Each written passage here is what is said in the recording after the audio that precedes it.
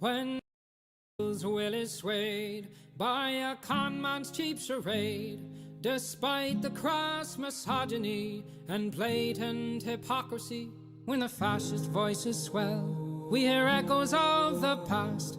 They vilify the immigrants, the leftists and outcasts, when the opposition croaks and the people just don't vote for the same old tired rhetoric of neoliberal politics. We must organize the fight for our universal rights, for democracy and empathy to permeate this life. For it's not the immigrant who labors for some bread, who's making us toil till we drop dead. No, it's not minorities or peer-reviewed authorities, or queer folks and trans folks, or a multitude of deities. I say all are your comrades and none are your enemies, in the momentous fight against all bourgeois priorities. Freedom is not those traditional values crafted from bigotry and classist realities. Freedom is freedom to move and disobey, to rely on one another to keep would-be kings at bay. Say none of us can stand alone against their power. We must stand together and make them cower. For the laws of this land have us used and abused, owned and subordinate to our patriarchal roots. I say it's high time we reinvent this whole operation to make mutual benefit our sole occupation. Because freedom is freedom to move and disobey, to rely on one another to keep would-be kings at bay. Say none of us can stand alone against their power. We must stand together and make them cower. Here we go. Yes, freedom is freedom to move and disobey, to rely on one another to keep would-be kings at bay. Say none of us can stand alone against their power. Rise, proletariat, and make them cower. Hello, hello, hello, hello. Liz Galahad, I'm fairly sure that was a typo on Paladin's part.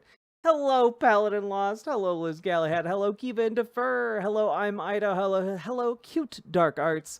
Hello, Monty the Ogre. Hello, Banana Brains. Hello, Nyan Rat. Hello, Comrade Girl 2018.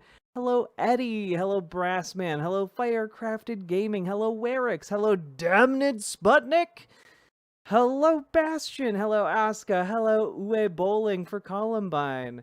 Hello, Forlorn79. Hello, Punky Gal. Hello, Canna Bob Rex. Hello, Super Jet Guy. Hello, Gamma 02. Hello, Trains and Bullshit. Hello, Salty Turtle Cupcake. Hello, Dragonfly. Hello, Gamer G. Hello, everybody. How we doing? Whew. Guess who made a yarn buying mistake today? Hoo-hoo, not enough or too much?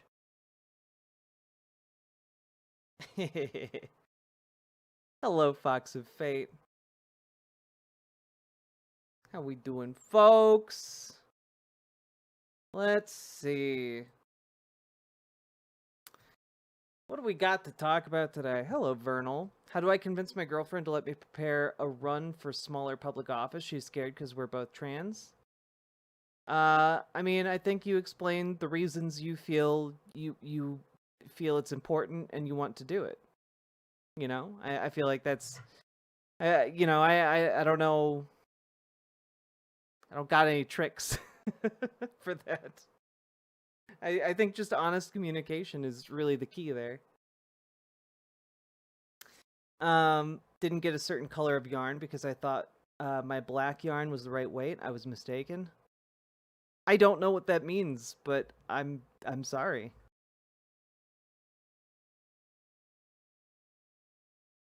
But also, Vernal, best of luck!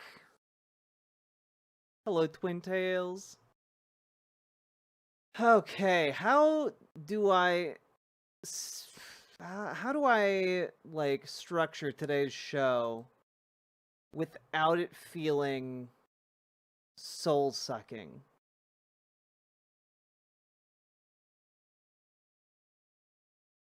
Oh, by the way, I have found 2 new pieces of content with which to torture you all. So you all have to behave yourselves, all right? Because if you guys don't behave, there's a Patrick Bet David Jubilee out now. And you all know that. You all know that, but I'm just reminding you. Because also,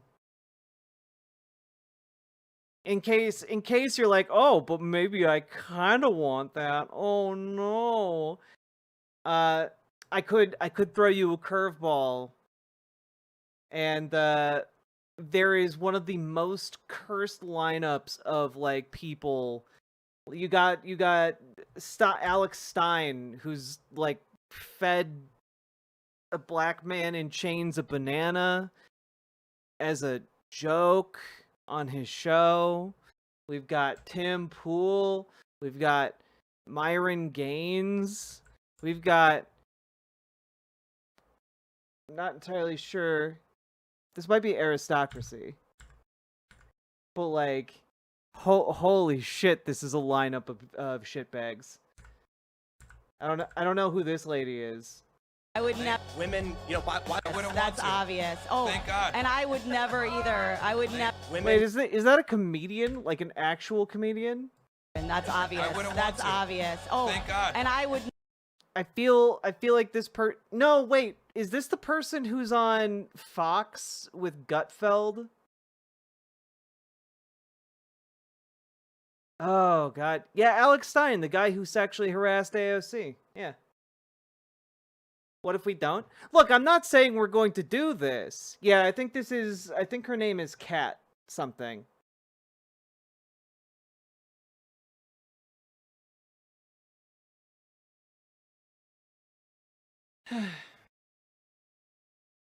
So anyway, literally the worst people on the planet, and then Aristocracy, who's I've interacted with her before. She's always been nice to me and seems decent. I'm not aware of all of her political opinions though. Let's see here. Oh, Kat Timpf. She's on Gutfeld? Okay, so she's a bad person. Woody Allen was on Bill Maher's podcast, If You'd Like to Descend into Hell. No, I don't want to watch two guys who are probably both on board with this kind of stuff Woody Allen did. Oh god. Like, part of the problem is that there are so many conservatives making content these days, and all of them are just like blatantly evil. So there are too few like funny or like lol cow conservatives. They're all just monsters,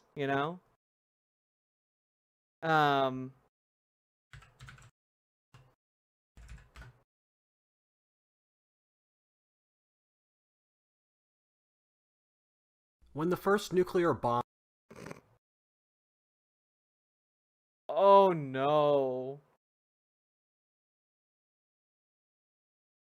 Oh no.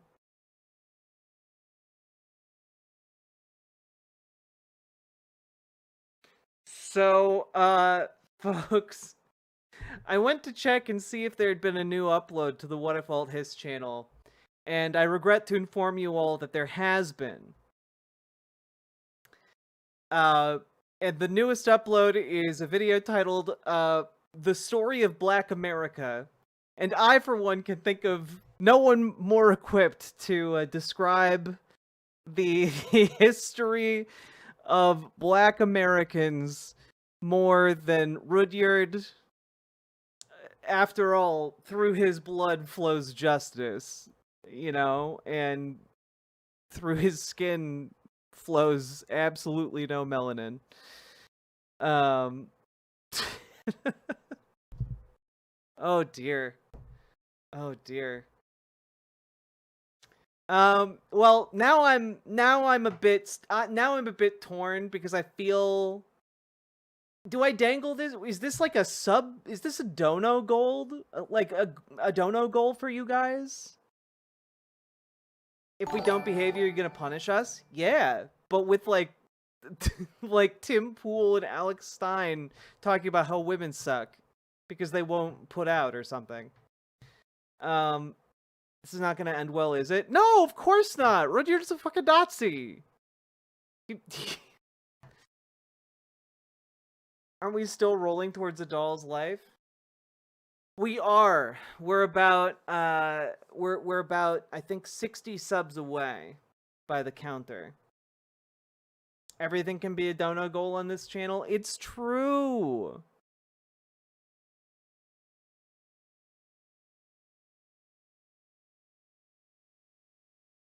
Okay.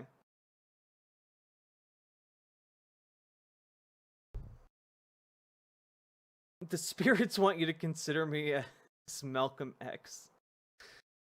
It's gonna start with Thomas Sowell once said. If you are right about that, Paul Martin, I'm gonna be so sad and also probably laugh until I cry. Hello, the all-powerful Kagan. How you doing?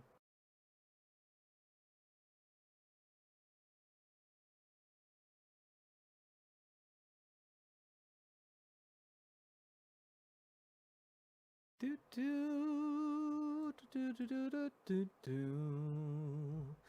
do do do do do. You got an ETA for the soundboard? No, I don't. The soundboard gets set up whenever my studio is done, and I can set up my actual computer.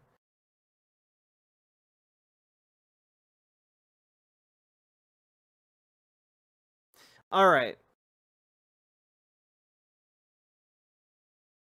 Boop. So, folks, if you guys get 60 more subs, I will. How do I want to do this? How do I want to do this? Do we do? I feel like I need to say like, okay, how about this? If you guys get 60 more subs, we can watch It's a Doll's World, and if you get 50 subs beyond that, we can watch. We can dive into What If Alt-hist, talking about Black history, because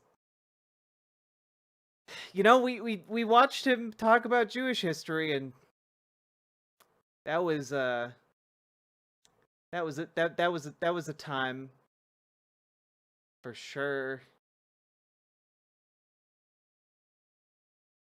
Also, we skipped over the one where he added an addendum to that Jewish history video by listing every Jewish migration and expulsion, and I'm sure that is absolutely horrible. So we're not gonna watch that one. How many subs for Aristocracy? None. We're not gonna watch that unless you guys piss me off. So don't do that. Does YouTube count? Every $5 equals 1 sub. Whether it's a dono or a sub or a membership, or that's how I break it down.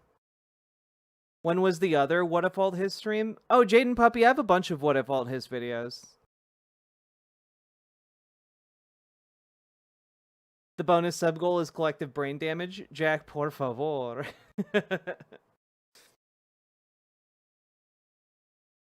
Click the goddamn button. True, banana brains.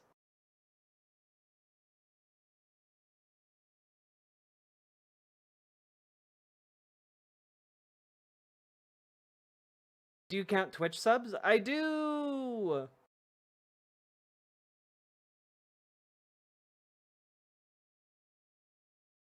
We are all Jack's masochists.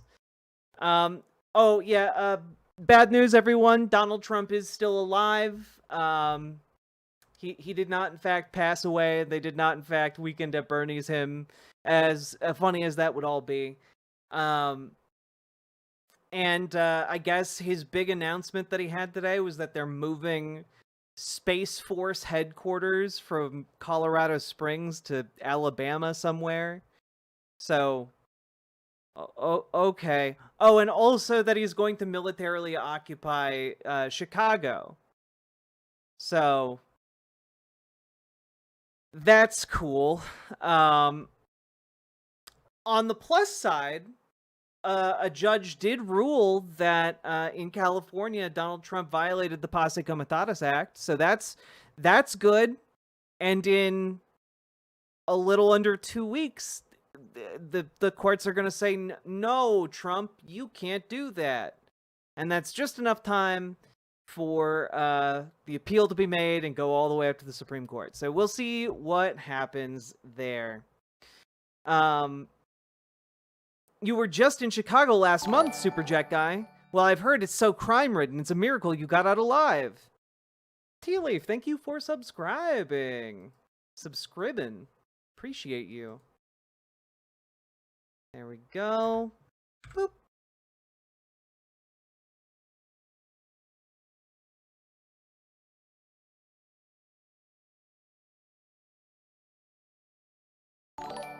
Yo, Nyanrat, congrats on your 2-year HRT Dono S are valid on anniversary. both big sites, but the OGs sub here because Jack gets more money. It's true. I get a larger share of the subs and donos if you do it over on riverboat.gg.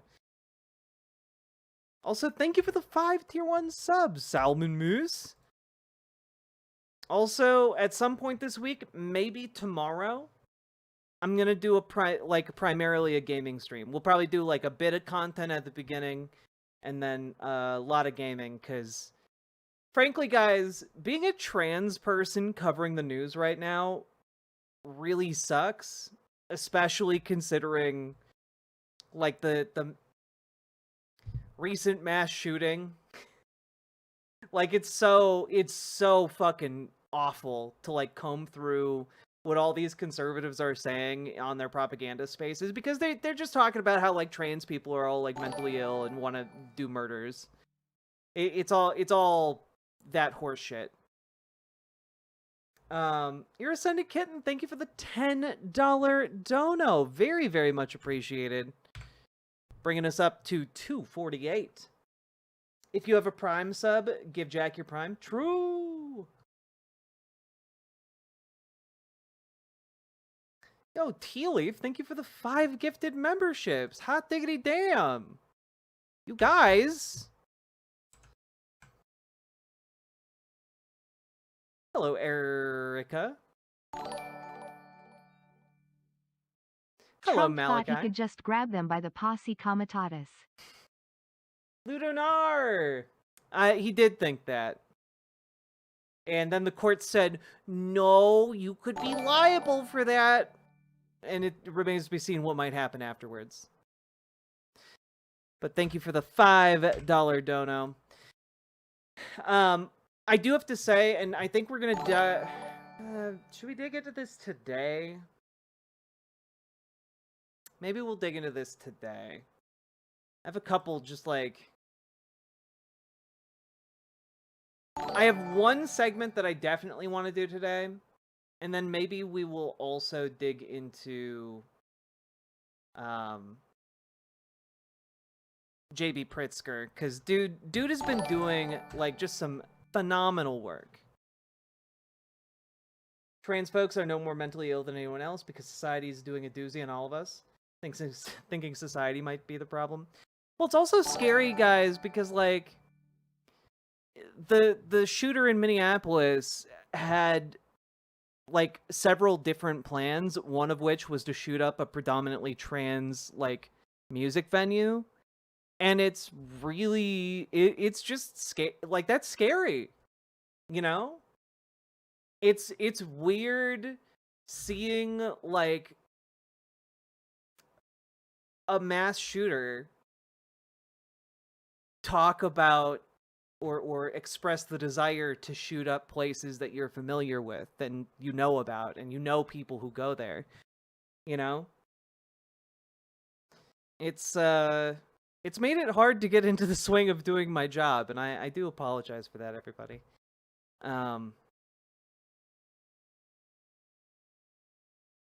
Yo, congrats, Kagan.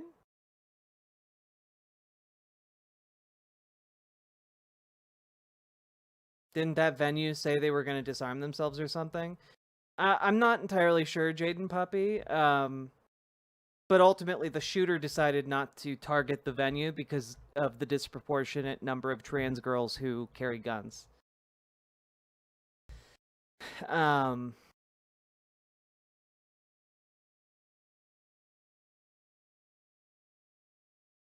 Hello, Alexa Crab.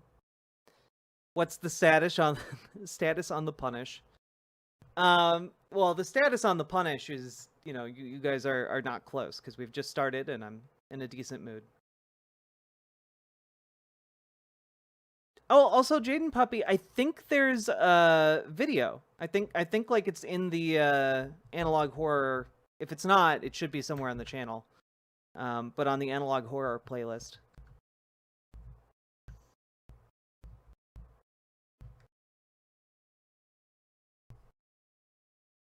All right, folks.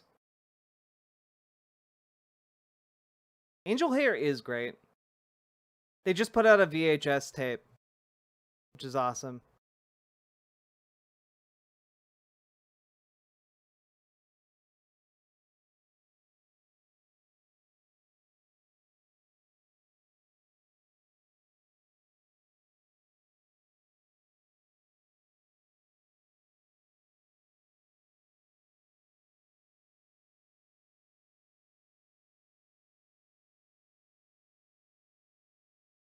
All right.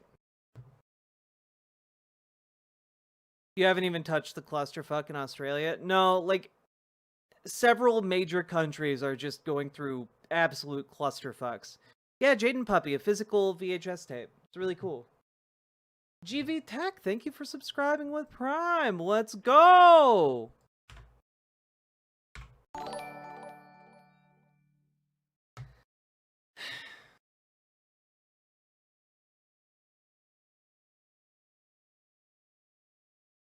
What happened in Australia? I missed it. It's just a fucking mess down there. Meanwhile, like in the UK, like all of like the British Labour Party are trying to talk about how much they love jerking it to the Union Jack every day, and it's frankly insane. Jack, I am going to do something that is against the rules and Doom post in TTS. Rip and tear until it is done. That is my Doom post for this evening. A very naughty duck.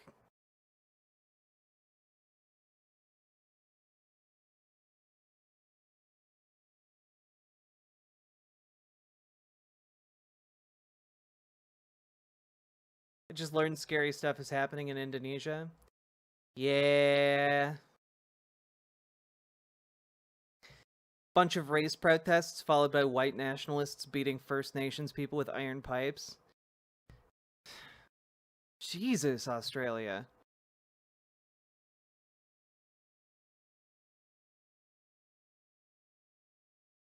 I don't know who the Your Party is. What do you okay, I'm gonna turn my attention elsewhere. All right. Let's start this.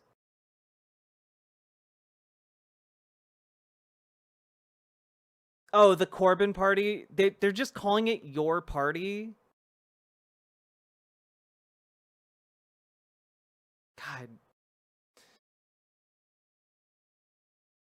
Oh, thanks, driver phone.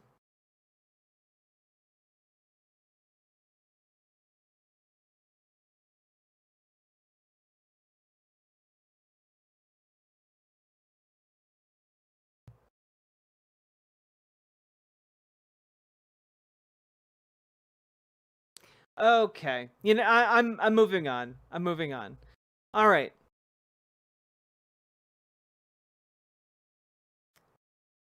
Click that button. So, folks, many of you may have heard of this guy, Tucker Carlson. And he used to be a guy who people thought was like a news guy on Fox. and then argued in court that actually no serious person would ever take what he says as true, because it's all just for entertainment. And then, one of his lead writers got revealed as being like a virulent white nationalist.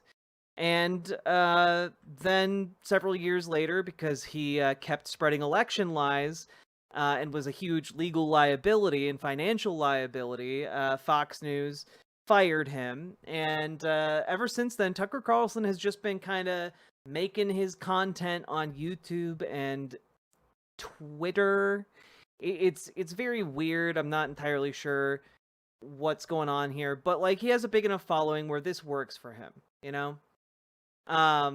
and I just really want to point out that there is absolutely no daylight between what the kind of content that Tucker Carlson is now creating to, the view of hundreds of thousands, if not millions of people, depending on the episode. He's amassed about 4.5 million subscribers. And, well, he's engaging in straight up neo-Nazi rhetoric. And what I mean by that is that he's had a string of guests on recently that are just blatantly white supremacists. Two lesbian. White supremacists. For example, about a week ago, he had on a man named Christopher Caldwell, whose seemingly major contribution to like the cultural milieu has been that he thinks the civil rights movement went too far, and that has led to the downfall of whiteness in Western civilization and soon will destroy the West itself. And I'm gonna spare you guys that because it's a bit dry and Nazi-y. But I thought we'd take a look here at a small snippet of the conversation Tucker Carlson had with Lee Strobel, where they talk about possession, miracles, visions, and encounters with angels and demons. Because part of why I want to talk about this is that it's actually really important, this shift in rhetoric that has embraced, Is Trump dead pseudoscience. yet? Is he dead? Did he die yet?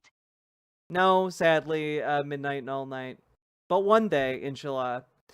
But Lee Strobel, like the embrace of all of these things, the supernatural, it is a sign of the anti-empiricist wing of this kind of fascist rhetoric on the rise. It is deliberately that, right? And I find it really interesting. We made fun of Tucker Carlson a while back for doing like an hour-long special about how he fist fought a demon. But like part of it is like testing the waters of his audience, right? Like if he can get them to go along with that, he can get them to go along with even more insane horse shit.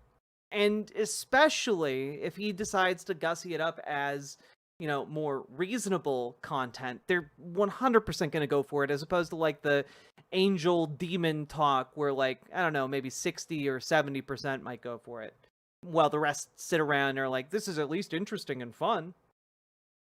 So, yeah. Let's take a look. But before we do that, just want to give a shout out here. Freed Key has redeemed 100,000 channel points. Thank you for watching my show. There you go. That was just for Freed Key. None of the rest of you can have it. That is the reward of 100,000 points right there. Appreciate y'all. Is he still lurking in the shadows and wanting to run for president? I mean, as far as I can tell, Super Chat Guy. Certainly not in the United States, but in fact there is. It's scientism. It's the worship of science. So I hadn't watched more than like half a second of this because I just wanted to prep it to get it ready to play on stream. And I do have to say, I have never felt more validated in my entire goddamn life to talk about how like fascism is inherently anti-empirical or anti-empiricist. You know, it is against the very notion of understanding how the world works and understanding like the natural sciences.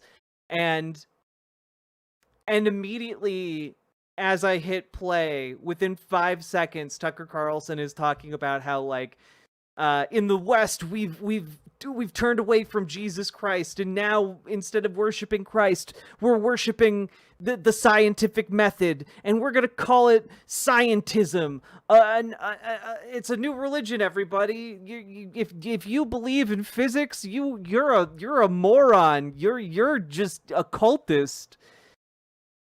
You get on a plane thinking the math is gonna work? You're in a cult, buddy.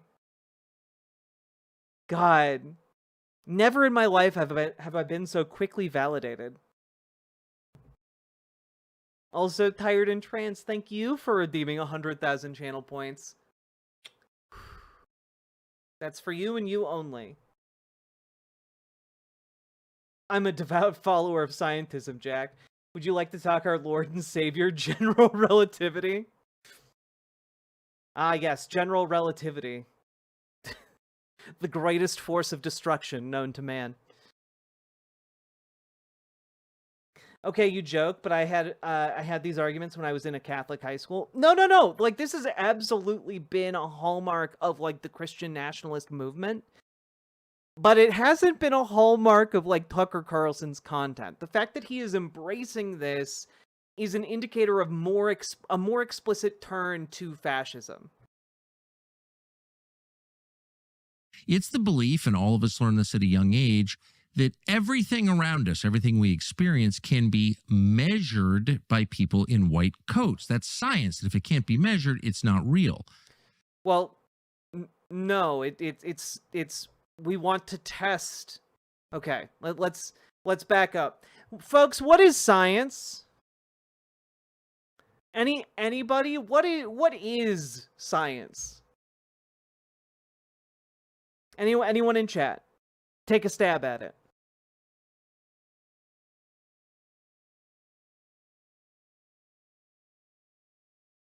The study of the natural world, that's great. The process of figuring shit out, that's also great. Yeah. Science is the application of something we call the scientific method. It is a method by which we are able to form a hypothesis about how something in the world works, and that hypothesis must be testable. And it must be testable not just by one person, but by other people. Right? It must be replicable, that test. Are we really sure we want Trump to give his running mate a sudden promotion? I'm a little nervous about Vladimir Putin becoming 48. He may not have the sauce, but his sugar daddies are dangerous. His sugar daddies are dangerous, but, like, they're also backing Trump. So, like, I feel like it's a lateral move in those terms. But also, I don't think we have to worry about that imminently. But thank you for the $5 dono. The problem with this religion is that our life, our daily experience, contradicts it. Constantly, all of us are seeing, hearing, tasting, feeling things that can't be measured by science, but it doesn't make them.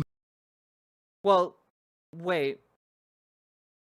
We can test those experiences. We can test those experiences, Tucker. Like, yes, your experiences in your brain are your own. That's true. But we know how those processes work because of the scientific method, because of, you know, making hypotheses and studying the natural processes, and then seeing if our hypothesis is correct. Does he mean supernatural stuff? What he's saying is essentially that, you know, you are a soul in flesh, and that your existence and experience as a soul is disconnected in some way from the material world, and thus you experience things that go beyond science, that cannot be empirically measured because you are experiencing the supernatural by merely existing. So he's basically like, you're a spiritual being, you experience the supernatural world, and despite you being a spiritual being, you have no way of actually testing the spiritual. That's basically what he's saying. Any less real. These are, by definition, supernatural. Supernatural experiences are a feature of everyone's life. And if we're honest, we'll admit that. So what are they? Again, that's a huge claim to make. I would love for him to attempt to substantiate it, but I'm guessing that this entire 2-hour-long show of his is just going to take that as a foundational premise. Mean exactly? Well, Lee Strobel was a reporter. He worked for the Chicago Tribune and left and became a pastor. So he has religious faith, but also a grounding in empiricism, the desire to prove things. You can't talk about how you're grounded in empiricism after saying science is malarkey. Like, I'm sorry, you just spent the opening salvo of your show talking about how the desire to test and prove is inherently flawed because the supernatural, like, transcends the testable. Fuck you. He is the perfect person to we're a minute in. You've already contradicted your foundational premise. Write the book that he did about the supernatural. That would be dreams, mystical dreams, near-death experiences. Those aren't empirical.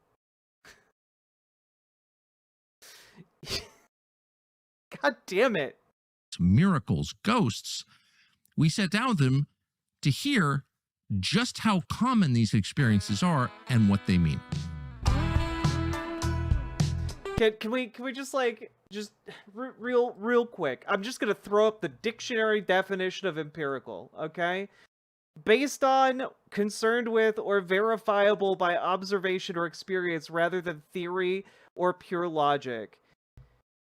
That would be verifiable by other people. As in, someone else would be able to verify your experience. And when we're talking about fucking visions or dreams, that's not the case.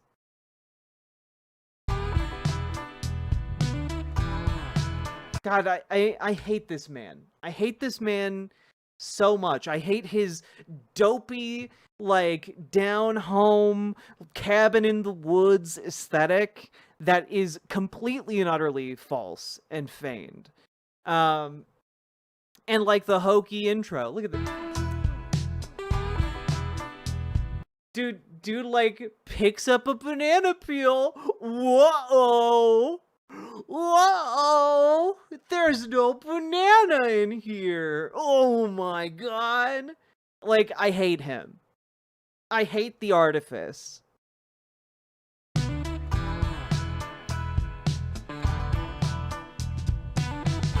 Look at him looking hard at that blank paper.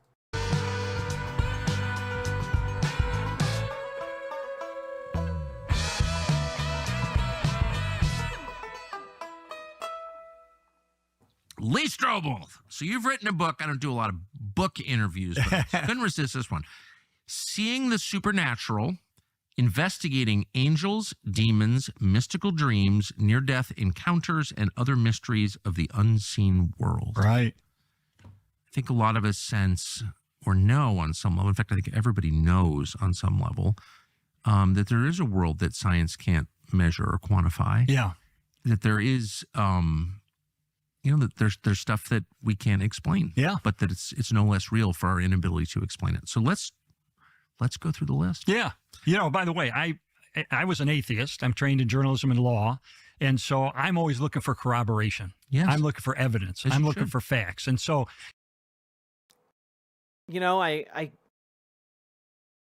I'm gonna give you guys a bit of a spoiler here. This I'm a bit of a journalist. I'm always looking for corroboration. I'm looking for evidence. I'm looking for facts. Also, the name of this particular segment of the show is literally called Strobel's Encounter with an Angel.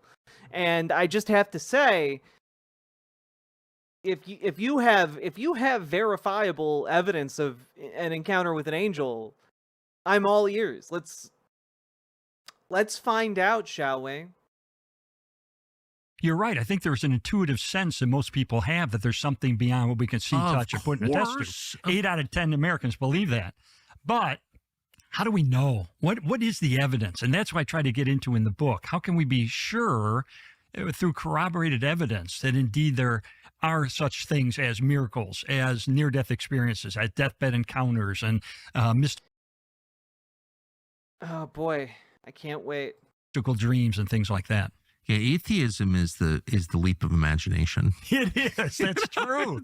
It's hard to be an atheist. It's very true. I admire them in a way, though. Feel sorry for them. But anyway, okay. Angels. Yeah. I admire them, but I also feel sorry for them. Jesus Christ. What's an angel? Fascinating.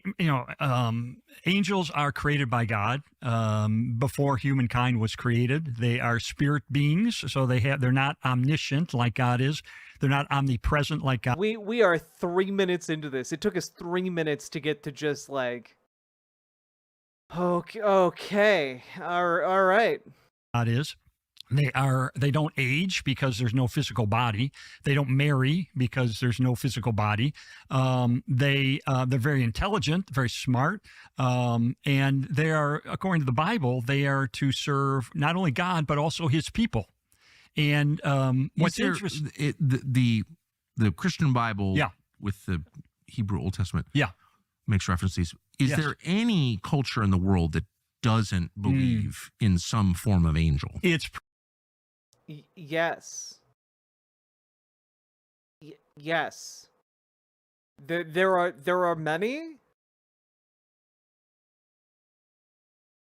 I don't know, like the Hellenistic ones, they don't like.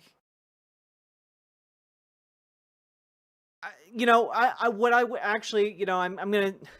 gonna just take that back, because what Tucker Carlson and what a lot of people in like the Christian church do, and I know because I grew up with this, right, is that they universalize, right? So they are like, yes, all religions have angels, but the reality is, if you actually knew anything about that other religion, or like any of the individual examples that they might list, you'd be like, oh, actually, these beings are, in this religious framework, are completely different. They are of a different sort than like what we're talking about here. Like, I assume, like, for example, if we got into like old Irish religious customs and like the religious beliefs around the Fae, right? Like, Tucker Carlson would be like, yes, those are angels,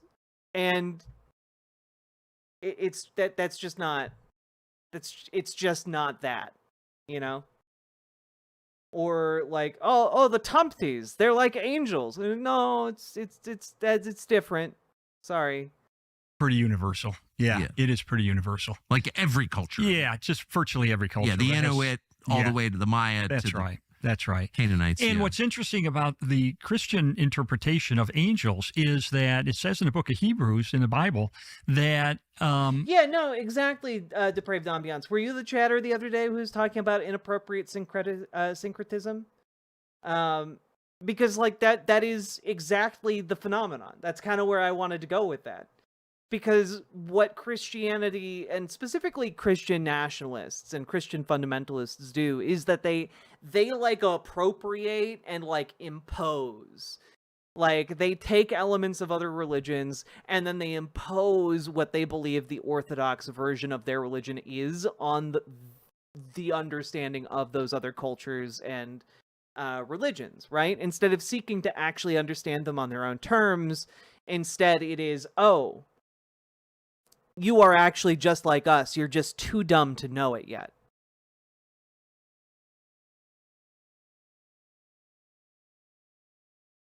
I don't see what's wrong with finding similarities between cultures. Arguing over direct definitions of theological concepts is pointless. Yeah, but the issue isn't finding similarities between cultures. The issue is what they do with this, and I know this because I grew up in this church, is that they take the similarities and say, this is evidence that you folks are too primitive to understand the real truth of Jesus Christ, and therefore, like, you must be incorporated into us. Your culture, all of those other things, they're not important. We're going to impose Christianity upon you. Does he believe this stuff? I don't think Tucker Carlson believes any of this stuff. I think he finds it he finds it useful to his purpose. And so, like, what ultimately, though, the entire purpose of incorporating this style of interacting with other religious beliefs is not to better understand them. It is to destroy them. It is to ultimately attempt to consolidate power around their Christian nationalist understanding of the world, right?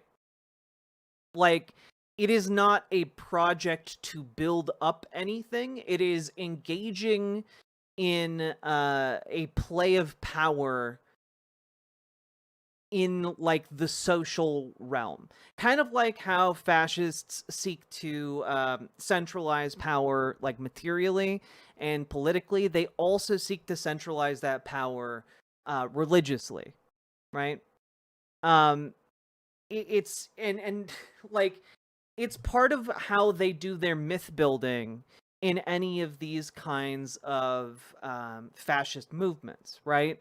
You can look at, for example, Nazi esotericism, because that was basically taking bits and pieces from all kinds of different religions, patching it together to say, see, this is why the Third Reich is actually the epitome of global dominance and culture. This is why we must prevail, because we must see the Aryan race through to its rightful place as the rulers of humanity, right? That is the same type of project that Christian nationalism is currently trying to build. It's exactly why Tucker Carlson here is having, like, a virulent Christian nationalist onto his program and just completely credulously regurgitating these ideas. It's not to better understand these ideas, because there aren't more interesting questions. It is simply to fire hose content onto his followers and try to onboard and centralize more power. That's it. We should anticipate the possibility that we would encounter an angel. In other words, it says sometimes when you're providing hospitality to someone, unbeknownst to you, this type of thinking in particular in this context, from someone like Lee Strobel, is designed to drive a wedge between an individual who might have some religious beliefs or inclinations and the concept of using of science, and in that way it is designed to further other talking points from Tucker Carlson, whether it's climate change denial or conspiracies about the government, because ultimately it's kind of like when we talk about flat Earth, right? There's that great Dan Olson video going over looking for flat Earth, right? And ultimately, part of the doubt that is being planted here is, like, doubt the institutions, doubt the very apparatuses of science that have delivered all of these great findings.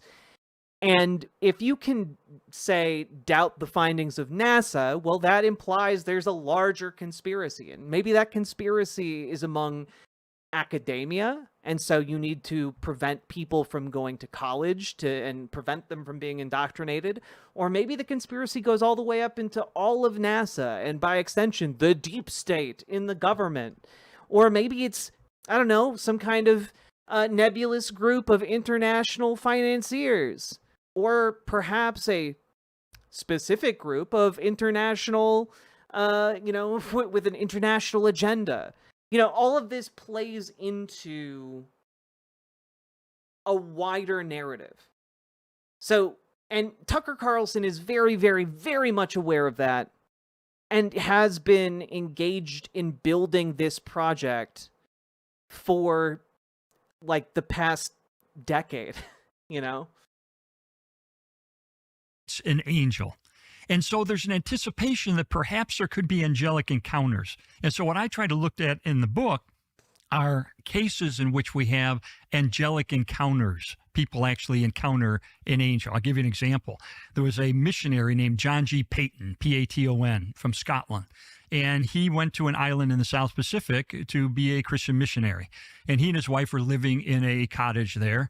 And he's talking about Jesus. Well, the local tribespeople didn't quite like that. And so one day a mob of them came to burn down their house and kill him. So they... Oh yeah, no, this guy's like a big time, like, evangelical Christian Zionist. Like he's a big believer in, like, if the world returns the Jews to Israel, and like the Palestinians are wiped out, then we can finally start the end times. And Jesus will come again, and then the fiery inferno will sweep across the lands and kill all the non-believers. He's one of those guys, and he's famous enough. I think he got his start in the 80s. I think he did some of the initial reporting on the Ford Pinto. But he then went on to, like, was he the guy who wrote, like, the Case for Christ book?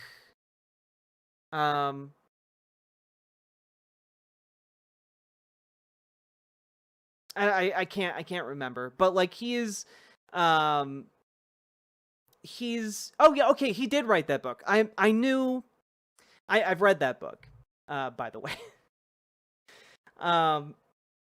And so like that book was like what launched him into like national attention within the Christian community. And dude has only gone more crazy from there. He has the ear of people like Peter Thiel. Like he has quite a bit of influence. See this mob forming, and he and his wife are in their house, and what can they do? They start to pray. It's like, God, protect us, help us. They're going to kill us. They're going to burn our house down. What do we do? And they prayed all night long. And by dawn, the mob began to dissipate. A year later, he led the head of that mob to faith in Jesus Christ. And they're having a conversation. And John said to him, by the way, do you remember that day when you all came to burn down our house and kill us? Why didn't you do it? And the man said, well, who are all those men you had there? He said, no men, it was just my wife and I. He said, no. Your house was surrounded by these muscular men in white garments with drawn swords. There's no way we could have hurt you that night. What the fuck are you... yes. This definitely happened. Well, what's the explanation for that? Good thing no one in that mob had a gun. I think it could very well have been an angelic encounter, that God had sent angels to protect him. And there's multiple numbers of cases like that. Well, give me another. Well, I had an encounter myself when I was 12 years old. It was the only dream I remember as a child. It was more of a vision than a dream. An angel appeared to me and started extolling heaven, how beautiful and wonderful heaven is. And I looked at him kind of offhandedly and said, well, I'm going to go there someday. And he looked at me and said, how do you know? And I was shocked by that. What do you mean, how do I know? And I started to kind of stumble around to justify my goodness. I said, well, I obey my parents pretty much, and I get good grades in school, and my friends like me, and I'm trying to justify why I would get into heaven. And he looked at me and he said, that doesn't matter. And this chill went through my spine. How can this not matter? And I'm a bit baffled by this, by the way, because I'm fairly sure that a core component of his story was that he converted at like the age of 30 or something. And prior to that, he had been an atheist. So I'm not sure where he. I guess in this version of his story, he. An angel personally appeared to him, and that he was just like, that's a bunch of hooey. That's a bunch of hooey. I'm gonna be an atheist because I hate God. And then at 30, he was like, oh wait, that was an angel. So it just kind of seems like he's full of shit on this one. Like, just if you know anything about him. He said, someday you'll he was getting good grades at 30. understand. And then disappeared. Well, I kind of wrote it off as being a bad pizza. What?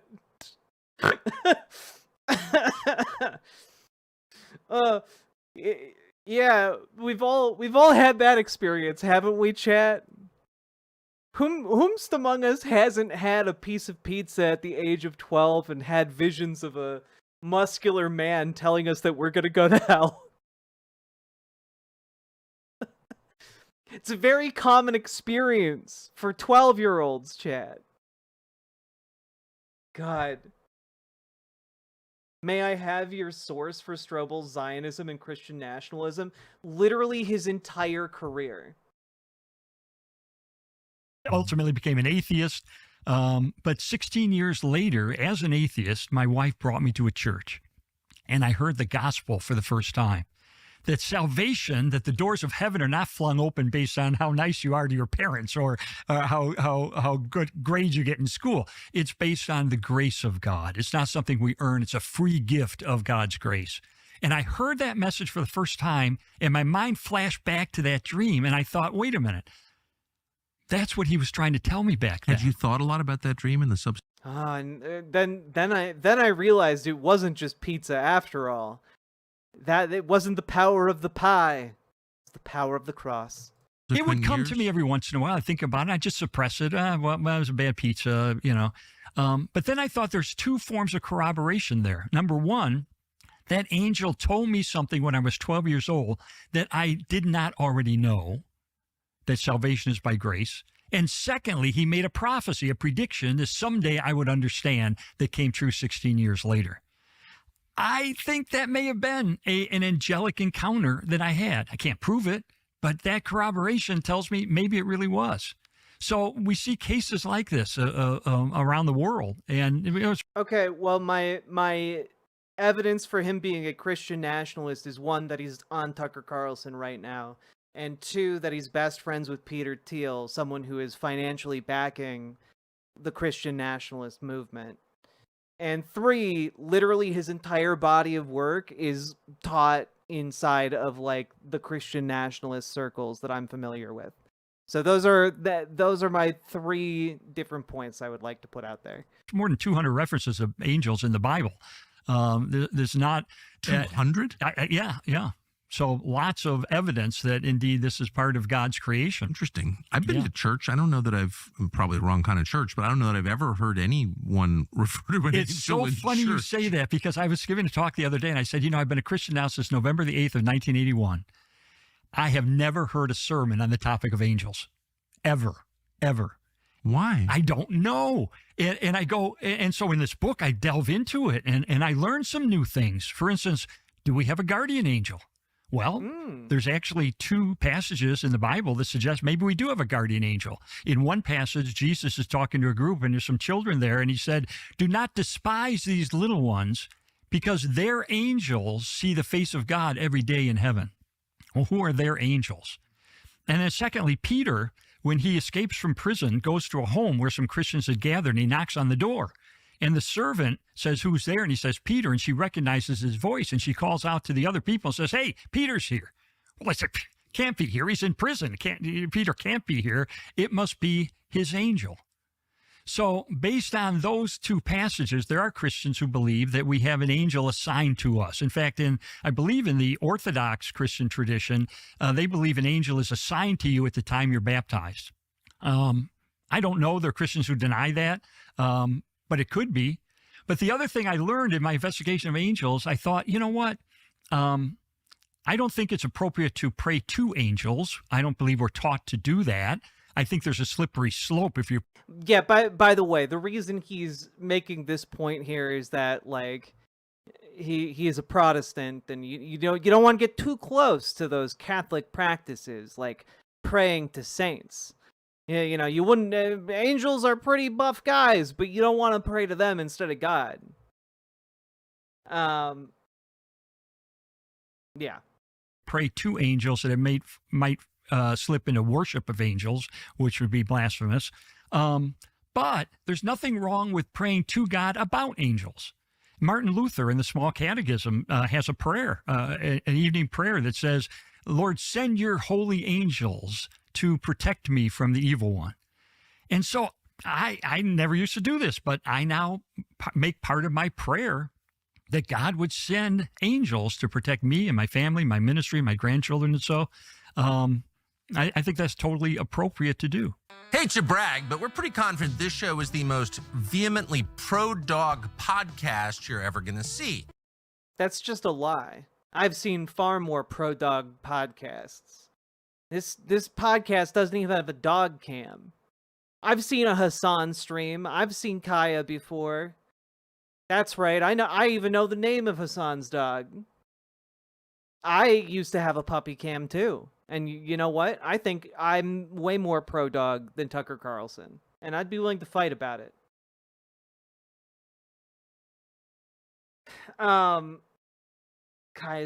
is really cute. Yeah, no, like, again, when we're talking about, like, oh, hey, is Lee Strobel a Zionist? Is Tucker Carlson a pro-Gaza Zionist? What is he? The answer is it doesn't matter, right? Like, at least for Tucker Carlson. Tucker Carlson will have any opinion. It doesn't matter. He's doing it for the money, and he's doing it for the power, right? When it comes to Lee Strobel, like, he's ideologically committed to, like, Israel's existence and views it as a fulfillment of end times prophecy. So, like, again, he's pretty solidly in that camp of, like, a Christian Zionist here in America. We can take or leave some people, but dogs are non-negotiable. Dogs are non-negotiable. Let's jump ahead to see what they have to say about demons. What are demons? Demons are fallen angels. The Bible is a little bit vague on this, but apparently what happened, there was kind of funny, if I could just pause. This is my totally ignorant read of it. Yeah. But when... Are you going to bring out what, Tucker, are you going to bring up when you fist fought a demon? You did an entire show about it. The supernatural host, when all these supernatural beings are referred to in the Bible, there's almost a sense in which the writer is assuming the reader already knows all this. Yes, that's right. It doesn't have a passage that says, by the way, you're right. These things are real. Yeah, let me explain all this to you. Yes. No, it doesn't do that, which is interesting. But because the culture at the time was familiar with this, and there was like, oh yeah, like Depraved Ambiance. Lee Strobel is maybe less virulently, like, rabidly Zionist, but the fundamental ideology he pushes and how he's talked about Israel in the past makes it clear, like, he views it as a fulfillment of end time prophecy. Like, he's in favor of making that happen. Kind of no debate that there was a supernatural. It's sort of like the soul. I have a chapter in the book on the existence of the soul, and because a lot of scientists today will deny that the soul exists. The Bible doesn't say, by the way, you have a soul, and let me define it for you. It presumes that we have a soul. Scientists will deny. Okay, how does the Bible making that presumption demonstrate the soul, though? Like, I want to show your work a little bit. just because a book presupposes something. Like, I'm sorry, Harry Potter presupposes that magic exists.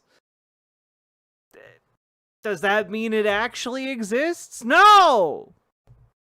The soul exists. So most of what the big health companies sell is loaded with sugar and fillers and synthetic junk. It's And I would never buy something with any of that. I only drink cold, pure water.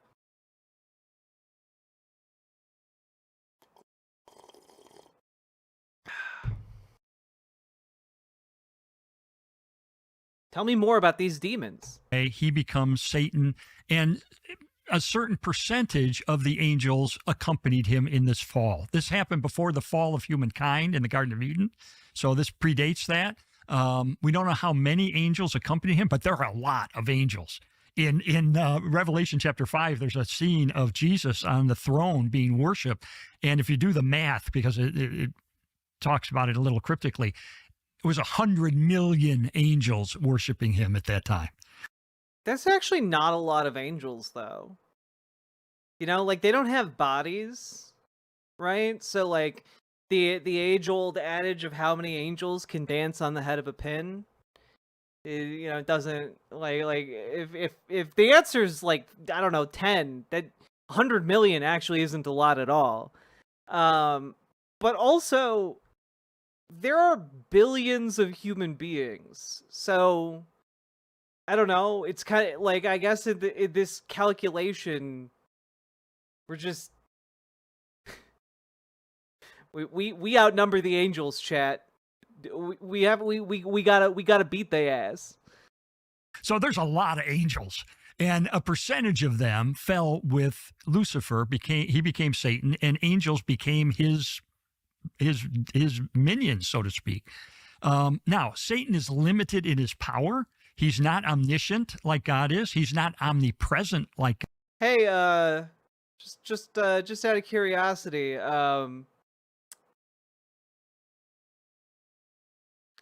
what's the original term in what's the original term for Satan? Lee Strobel? Is it Hasatan? Is it actually not really in the Bible all that often? Is that actually, like, the word for essentially a lawyer? Chat, one of the things that really shook me on Christianity is just that, like,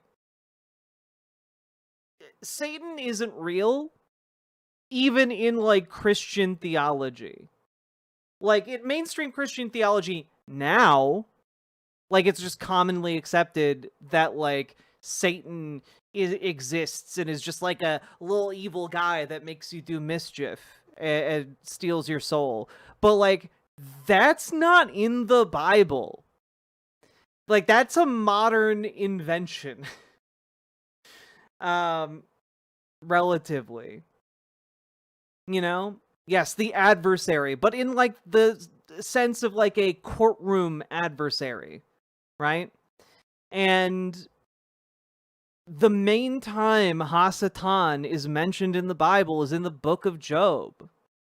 When, like, Hasatan is essentially advocating that, like, Job doesn't really have what it takes to be, like, God's number one squeeze, you know? Yeah, in a way, like, again, to talk about syncretism, like, it a lot of scholars speculate that, like, the concept of Satan as we now understand it was taken from, like, Zoroastrianism. And it's, I don't know, it's kind of shocking to go back and actually read the Bible, which I did, after learning that and realizing, oh, wait, that's insane. Like, so much of what people commonly understand about the Bible is kind of bullshit. Bullshit modern invention. Or, like, mistranslations that gained a life of their own. or it's very it's very interesting, to say the least. But it also is one of those things that made me go, oh, this might be this might not be 100% true. God is. In other words, a guy was telling me, he said, there's probably never a time when you and Satan have both been in the same zip code. Because he's only in one place at a time. And so he's got And as we all know, he's very slow. Have you ever seen the movie It Follows? Satan's like that. He follows you very slowly. things he's doing. He's probably never been in the same zip code you have, but his demons probably have been. And they carry out his will, which is to pull people away from God, to discourage people in finding God, and to drag as many people to hell with him as they can. Now, his existence, he's sort of on a leash by God at this point. His ultimate destination in the lake of fire is already predicted, so he has no future really, but he has influence, and he has certain powers. He and the demons are very intuitive. You'll think they know more than they know, and they go after people. I tell the story in my book about a very prominent psychiatrist named Richard Gallagher, educated Ivy League. Yeah, it is worth pointing out exactly, Depraved Ambiance. Like, what he's talking about right now is very commonly accepted in Christian circles as like how it all works, but none of it is substantiated by the actual like biblical texts. It's all like added in, or it uses apocrypha, or like it's all he's kind of off the map right now. University. I have a quote from the Why do we tolerate religion? Because most people are religious on the planet. It's hard. It's not something that is easily gotten rid of. And also, there's probably a likelihood that a certain percentage of the population is always going to be religious. But like, religion is probably one of those things where like human beings tend towards manufacturing one in the absence of one. Just again, like pattern recognition gone awry kind of will do that to you. Former president of the American Psychiatric Association, calling him highest integrity, totally trained and prominent in his field. Yeah, it's also not inherently bad. I agree with you, Dragonfly. But basically every fundamentalist of any religion is pretty cooked. Psychiatry, of course, he's a medical doctor because he's a psychiatrist, just extolling him as an individual and as a scientist, as a psychiatrist. And about 25 years ago, he had two cats, and they got along great. They slept together, they played together, everything was fine, until one night, the cats started to attack each other viciously. I mean, whoa, cats suddenly attacking each other? That would never happen in real life. That must have been a demon. I mean, they're trying to kill each other. They're clawing each other. They're snarling each other. They're biting each other. It was unbelievable. And they pulled them apart and put them into separate rooms and thought, what in the world was that all about? At 9 a.m. the next day, the doorbell rings. And it was a preset appointment. A Catholic priest was bringing by a woman to be examined by Dr. Gallagher. She claimed that she was a high priestess of a satanic cult. And he wanted her to be examined. Was she demonically possessed? Was she just crazy? Or what is this all about? So at 9 a.m., the doorbell rings for his appointment. And Dr. Gallagher opens the door. And here's this woman who claims to be a high priestess of a satanic cult, who kind of looks up at him and sneers at him and says, so, how'd you like those cats last night? Ooh, yeah. There's something going on. And that took him on a journey where he... Wow. So much facts and evidence being presented right now.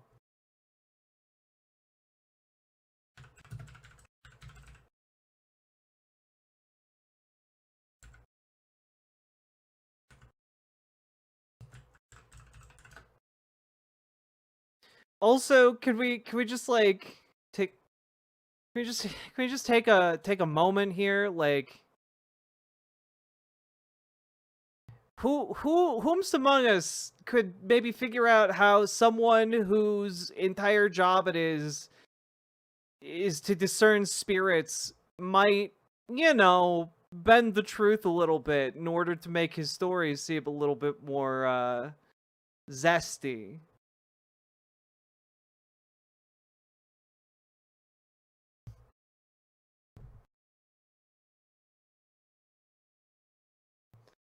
Good night, Carver Ebane. Hello and good night. As a psychiatrist who understands what mental illness is and comes to understand what demon possession and demon oppression is like. Yeah, a guy whose entire living is examining people for spirits finds people, you know, who need his spiritual assistance rather than his psychiatric expertise. That's so strange. Wonder why. He spends the next 25 years as kind of the go-to guy in the medical realm for exorcists of the Catholic faith. Huh. So you're saying like he kind of made a career out of it. And I know that this is a terrible example because these guys would just be like, well, that's because it's real. But like, so do like your local psychics make a career out of like doing, you know, seeing your future or predicting like what's gonna happen As the for high you. priestess of a Reading satanic your cult, astrology we had nothing chart. to do with those cats. They were just pissy that night. Nomi Sunrider, thank you for the $5 super chat. Is he a mega pastor? No, the dude was like a guy who just made bank off of dudes coming to him with like possession cases. And has witnessed amazing things that he documents. And I quote him in the book, cases where we have a woman who, in front of Okay, let's 8 eyewitnesses, levitates off a bed for 30 minutes. Damn, that's crazy. So you could find a person who can levitate at will, and you somehow can't substantiate that in a lab? Like, I'm sorry, if she can levitate off of a bed in front of 8 witnesses, then she can certainly levitate off a bed in front of, like, a little science team. It kind of sounds like maybe he's full of shit. I'm getting that impression. Let's see here. Can Christians be possessed? Some casual anti-Semitism about Pharisees. Is Hollywood in general possessed? How do you protect yourself from demons? What is the Holy Spirit? What is a mystical dream? How to hear from God? The mystical dream phenomenon happening in the Middle East. Let's see.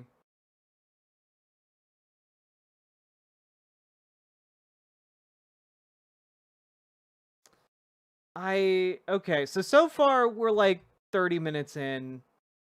Here, let's take a look here.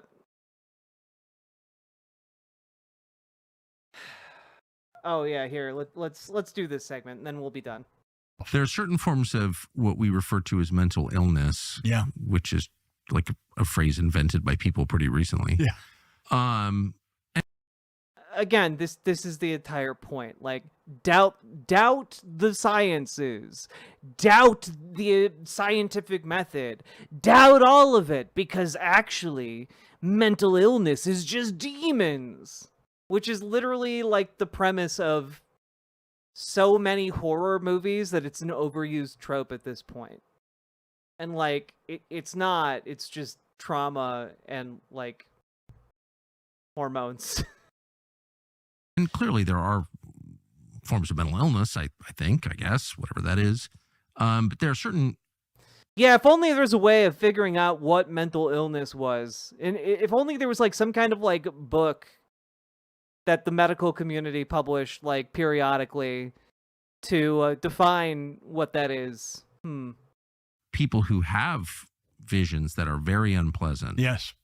And that bear like almost a precise resemblance to the demonic possession described in the New Testament. And they may be demonic.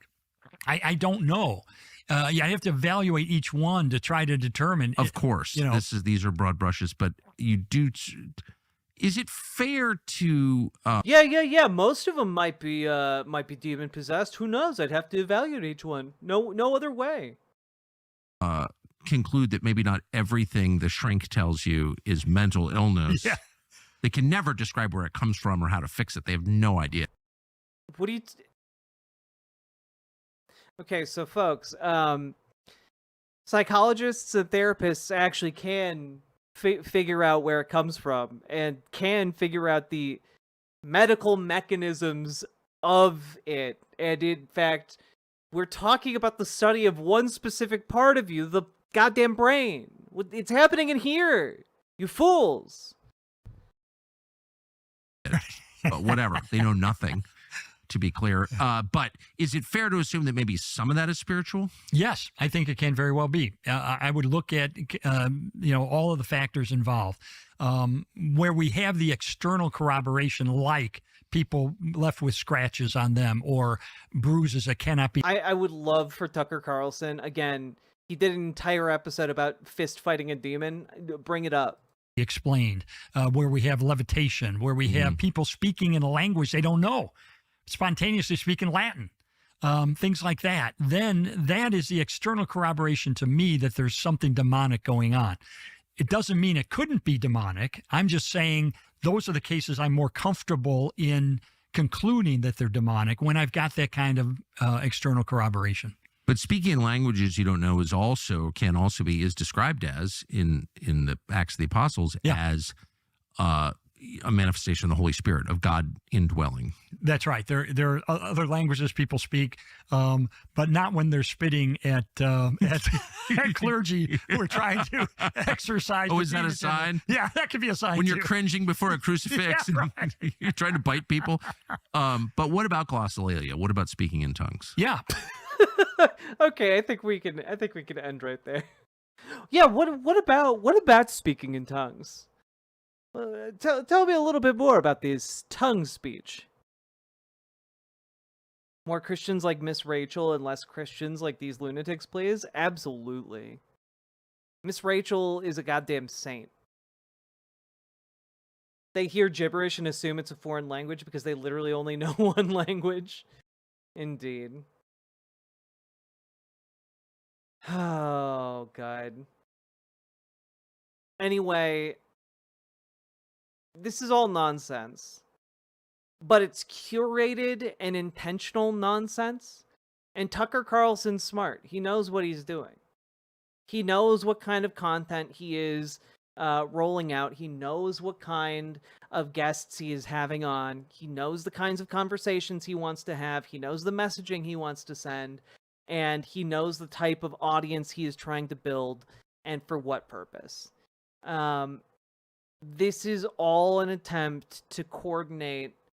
And this is still, like, again, I don't know that this man is going to try and run for president in 2028 on the Republican ticket or in 2032.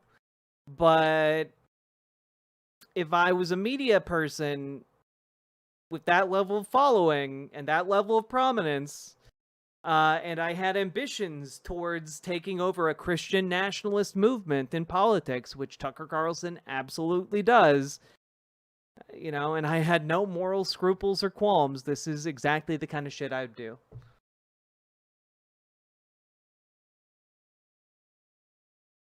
It's disturbing to see, especially because it's like a lot of stuff from like my childhood being regurgitated on like a much larger scale and on a much larger stage with much larger stakes, and it's a bit terrifying. Not gonna lie.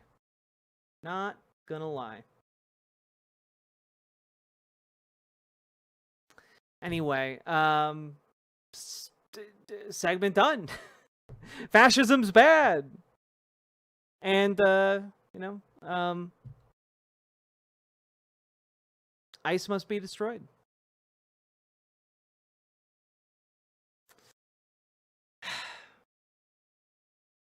Why can't we stop being soft on religion? Well, because there are many good people who are religious. Number one. And number two, like, I think that we'll eventually get there as a species, but we're talking thousands of years. Religion has been around for, since human beings have been around, and kind of like the concept of like patriarchy, it's going to take us a long time to unlearn. That's my take anyway. Wooga! Two dads kissing. Also, folks, we are currently 41 subscriptions, memberships, or donos away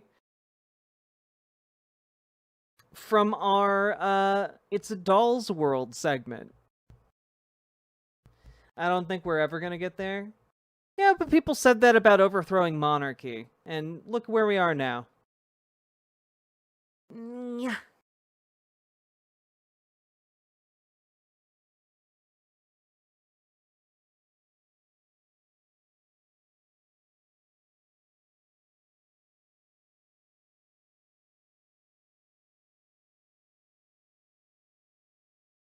What did I miss? Had a D&D session? Oh, we covered Tucker Carlson and Christian nationalism. Maybe this'll help some. Spherical Man, thank you for the Prime and for the almost 2 years of being subscribed to my channel. Hot diggity damn.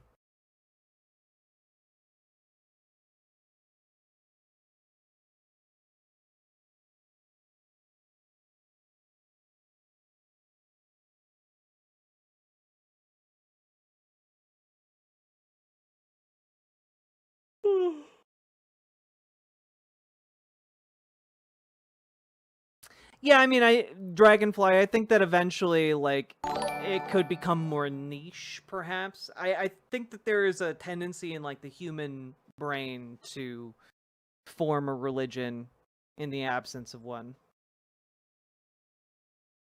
Salmon Moose, thank you for subscribing with Prime. Appreciate you as well.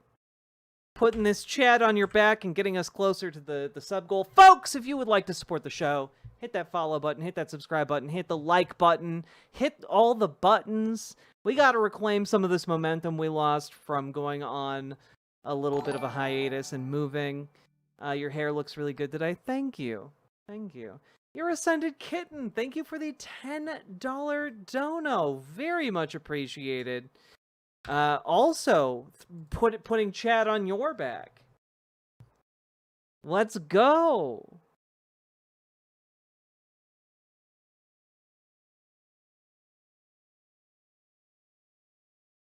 Pizza doesn't give me a spiritual experience, just some delicious heartburn. Hell yeah. Click the button. Click, click, click, click the button.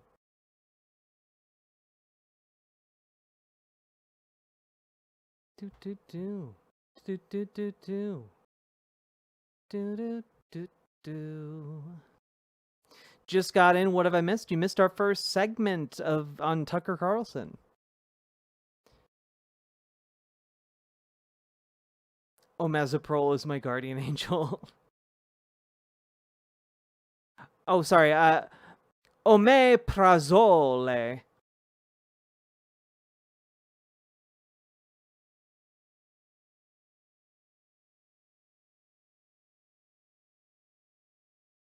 Say something about Gaza. Children are dying. Yeah, I think that's bad.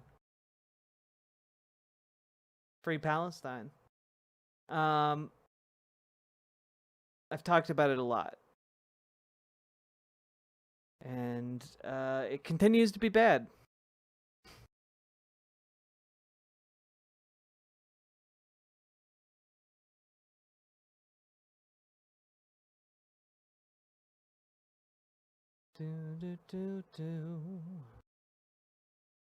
Chat, y'all are being silly today. Also, shall we continue? Oh god, I just remembered the segment we have coming up next. Donald Trump says that one of... This is gonna be rough.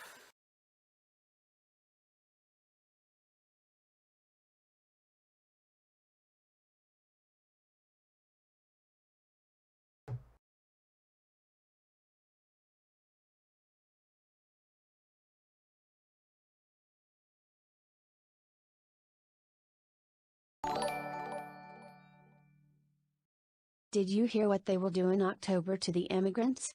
If you are undocumented and living in Section 8 housing, you will be book-bagged and the person holding the lease be thrown out. I haven't heard that.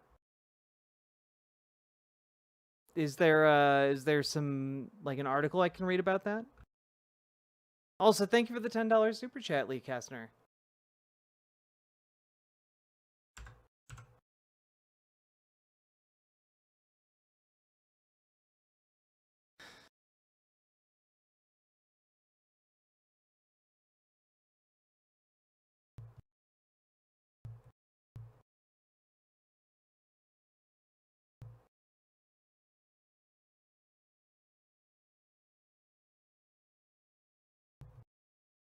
Just got here too, long as I didn't miss PBD. You did not miss PBD.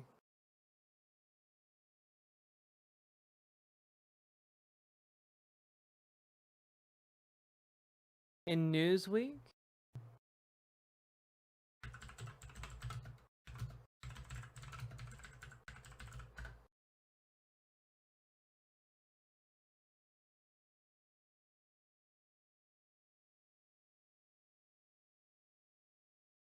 Trump admin makes major update on Section 8 housing. What to know?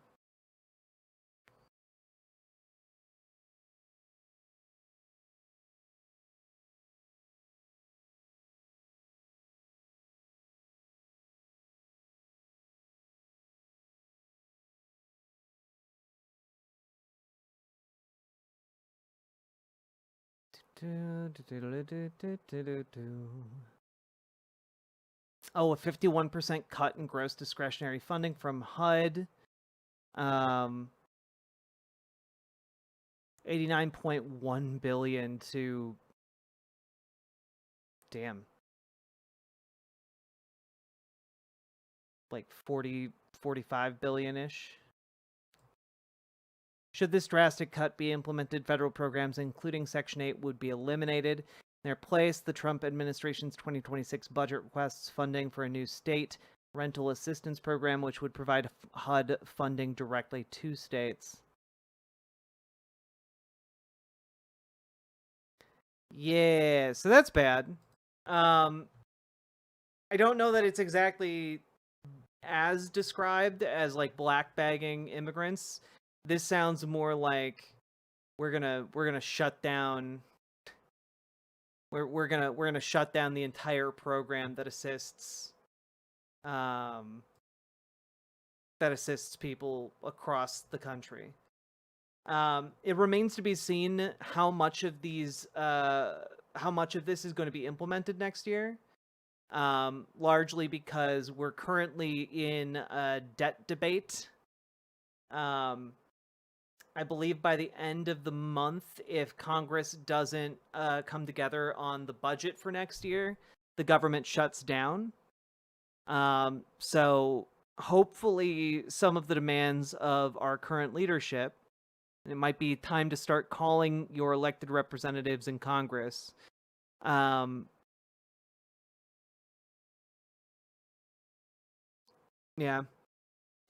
Might be that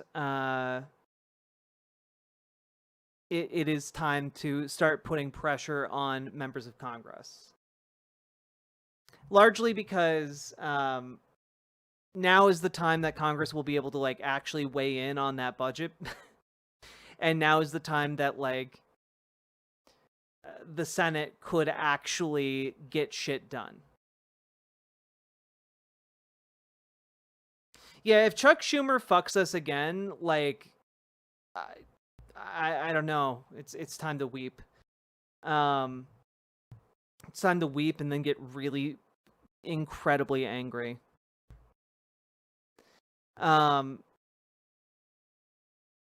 If we get fucked again, then our only hope is to win Congress, like both the House and the Senate in 2026, and start working on repealing legislation that was passed.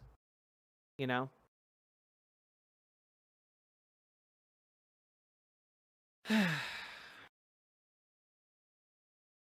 God. All right, folks, we are 35 subs away from our goal. I believe in you, people. I believe in you, chat.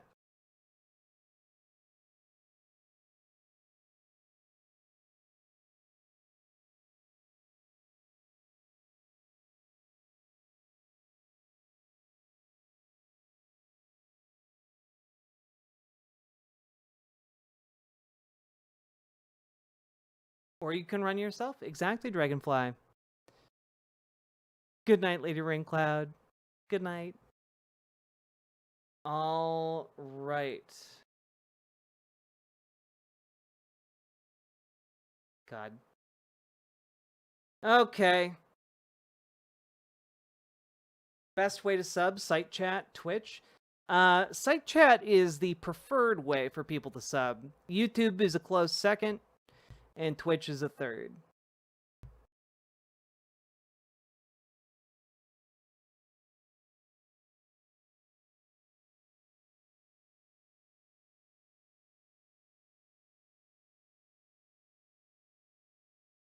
Now, folks, good night, Jaden Puppy.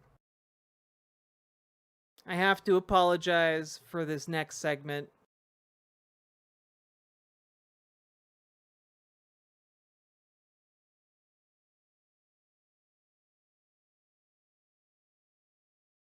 Here we go. So, folks, there is a man we have not talked about in quite some time, and his name is Steven Crowder. That's right, the least funny man on the internet. He's back, putting out small segments of his live stream on YouTube again. And let's just take a quick look at what's happening. He put out a video titled, "Is She the Dumbest Woman on Television?" Let's find out. The museums throughout Washington, but all over the country, are essentially the last remaining segment of woke. Also, I feel like his Trump impression is particularly bad. Woke, the last one. Vestiges. Yes, that's right. We have found the most divorced man on Earth. That's Steven Crowder, indeed. Last ones. The Smithsonian is out of control, where everything discussed is how horrible our country is, how bad slavery was, and how unaccomplished the downtrodden have been. Well, wait a minute. Slavery was bad. Like, more people should learn that slavery was bad, actually. I think it's good to hammer home forced servitude as maybe one of the worst evils a nation of the free ever allowed to happen. But also, I don't know. I don't view, let me put it this way. I view the ability of museums to criticize the history of this country as pretty important. That's like one of the #1 jobs a museum can have, right? It's to properly contextualize the history and like spin a narrative that is, you know, based on facts, while also like doing justice to the to the oppressed who often get overlooked in historical narratives. Like, I think that that's actually a really, really important aspect of a museum in particular. And the fact that, like, he's upset about this is, I mean, it's not surprising, but, like, come on. Please donate, chat. We need to at least somewhat moderate the parade of pain that's available this evening. BWA. Paladin Lost, thank you for the bet. That BWA energy, very much appreciated. Getting us closer to our goal. Thank you very goddamn much. But let's continue. Nothing about success, nothing about brightness, nothing about the future. We are not going to allow this to happen. Well, so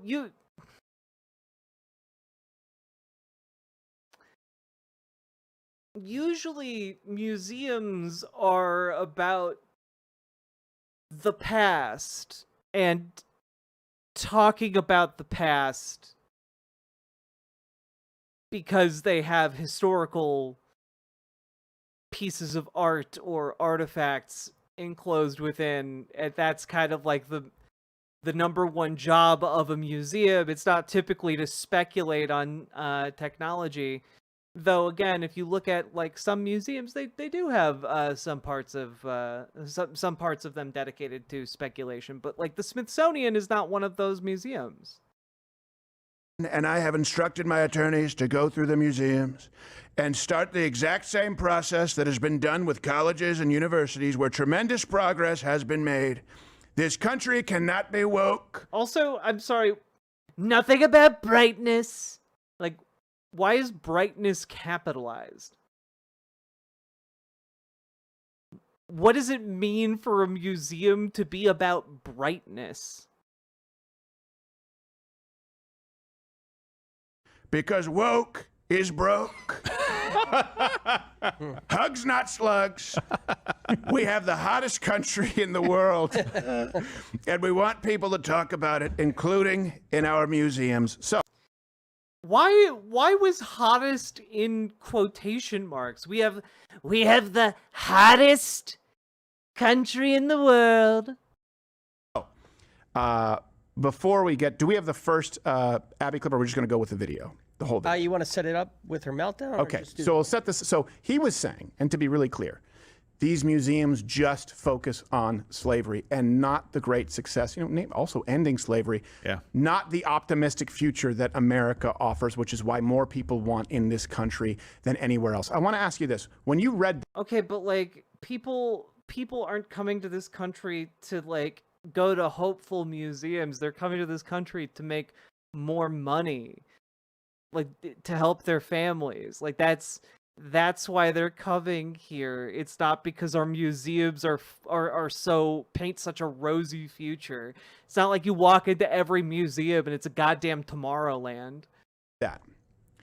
Did you think at any point that Donald Trump said slavery is good?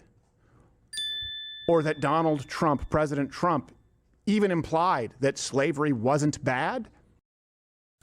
Well, I will go out on a limb and say it's not unreasonable for someone who reads "The Smithsonian is out of control," where everything discussed is how horrible our country is, how bad slavery was, and how unaccomplished the downtrodden have been. Also, that's such an interesting M-dash right there, It's a very, very interesting. Very interesting use of an M-dash for a man who has no concept of how to generally utilize punctuation. Anyway, yeah, I would say that in this context, saying that the museum is out of control because it's showing how bad slavery was, that's I would say that is kind of saying that the Smithsonian shouldn't talk about how bad slavery was, because saying, oh, slavery bad is sufficient to teach someone how bad slavery was. Including in Abby clip, or we're just going to go with the video, the whole video? You want to set it up with her meltdown? Okay, so we'll set this. So he was saying, and to be really clear, these museums just focus on slavery and not the great success, also ending slavery, not the optimistic future that America offers, which is why more people want in this country than anywhere else. I want to ask... Why is he being such a fragile little bitch? Because all Republicans are fragile little bitches. Like, that's it. Like, they can't handle it. They lose their goddamn mind about it. Like, oh, literally, Donald Trump put, like, a conservative woman in charge of, like, the Smithsonian. And, like, she's just been... Oh, was it that lady from Florida? Oh, God. Not Alina Habba. The other one. The one who's in charge of the DOJ. I'm totally blanking right now. Like, she went to the Smithsonian, was upset at what she saw there, and then demanded that she be put in charge of the Smithsonian to, like, purge the pieces and, like, the reporting that she disagreed with. Yeah, Pam Bondi, thank you. Thank you, Blueberry Bumblebee. Ask you this. When you read that, did you think at any point that Donald Trump said slavery is good? Yeah. Yeah. Or that Donald Trump, president... That was his implication, yeah. Or at least it wasn't as bad as the Smithsonian is currently making it out to be. Trump, exactly how Abby Phillip took it when she had her meltdown. I'm Abby Phillip in New York. Last week on this show, a guest... History museums should teach us about the future. Stephen, honey, can you define the word history for me? Noe Sunrider, thank you for the $5 super chat. Shocked the table by arguing in part that slavery in America can't just be blamed on one race, and that museums put too much focus on the role of white people who participated in that terrible all right. institution. You know what, let's just cut. Okay, look. She uploaded this. Wait a minute. That she didn't say what you said she was going to say, Steven. Like, it kind of seems like you want to cut here because she was talking about more specifically what the directives that came down the pipeline were from Pam Bondi. Like, it sounds like you didn't pre-watch this clip and you were taken a little bit aback by what was being reported there. And it didn't go how she thought it was going. Yeah, also that wasn't a meltdown. Going to go because these people live in an echo chamber and they're completely tone deaf. So I'm going to go through this in real time, just to be clear. Yeah, lovely. And love it. Point by point, why everything she says is wrong, it's dishonest, it's misleading. Please do. And I'm going to go point by point live through his talking points to show exactly how dishonest Steven's being. It's like a listception. That'll play well. That'll play well over on the YouTube. You guys love lists. I've been told. Americans are tired of it. Let's just start playing the upload from Abby herself, thinking, hey, this is convincing. Donald Trump says that one of the reasons for his crackdown on Smithsonian museums is, quote, everything discussed is how bad slavery was. What we try to do on this program is create a platform for discussion and debate that reflects the very real differences that exist in this country. It's what echo chambers in our society fail to do, frankly. Okay. But on this you were showing the context we were going to leave out to make her look unreasonable. I know. I've cut it live. It's important to say objectively, slavery was indeed bad. Pause. Pause. See what she just did there? This is how she starts it off. By the way, she starts it off by saying someone here said that we can't just attribute slavery to one race. That's true, though. That's true. I don't know if you know this, but slavery is practiced by every race on the planet, except for right now in 2025. Yeah, but also there's a big difference between American chattel slavery and how slavery was practiced in other parts of the globe. There's a difference between how slavery was codified in the United States versus how it was codified elsewhere in the globe.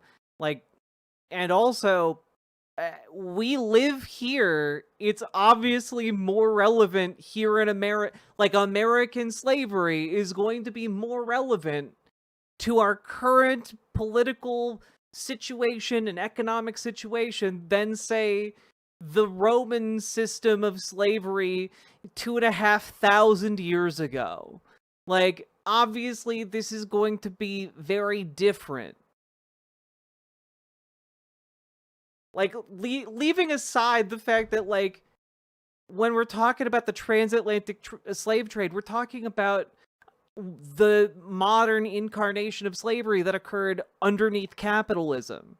It was a different type of enslavement than had previously existed prior to that. White people, Western civilization. It's practiced by Asians, it's practiced by Arabs, it's practiced all across the continent of Africa. So it's fine. Is that what you're arguing, Stephen? So it's fine? Everyone's doing it.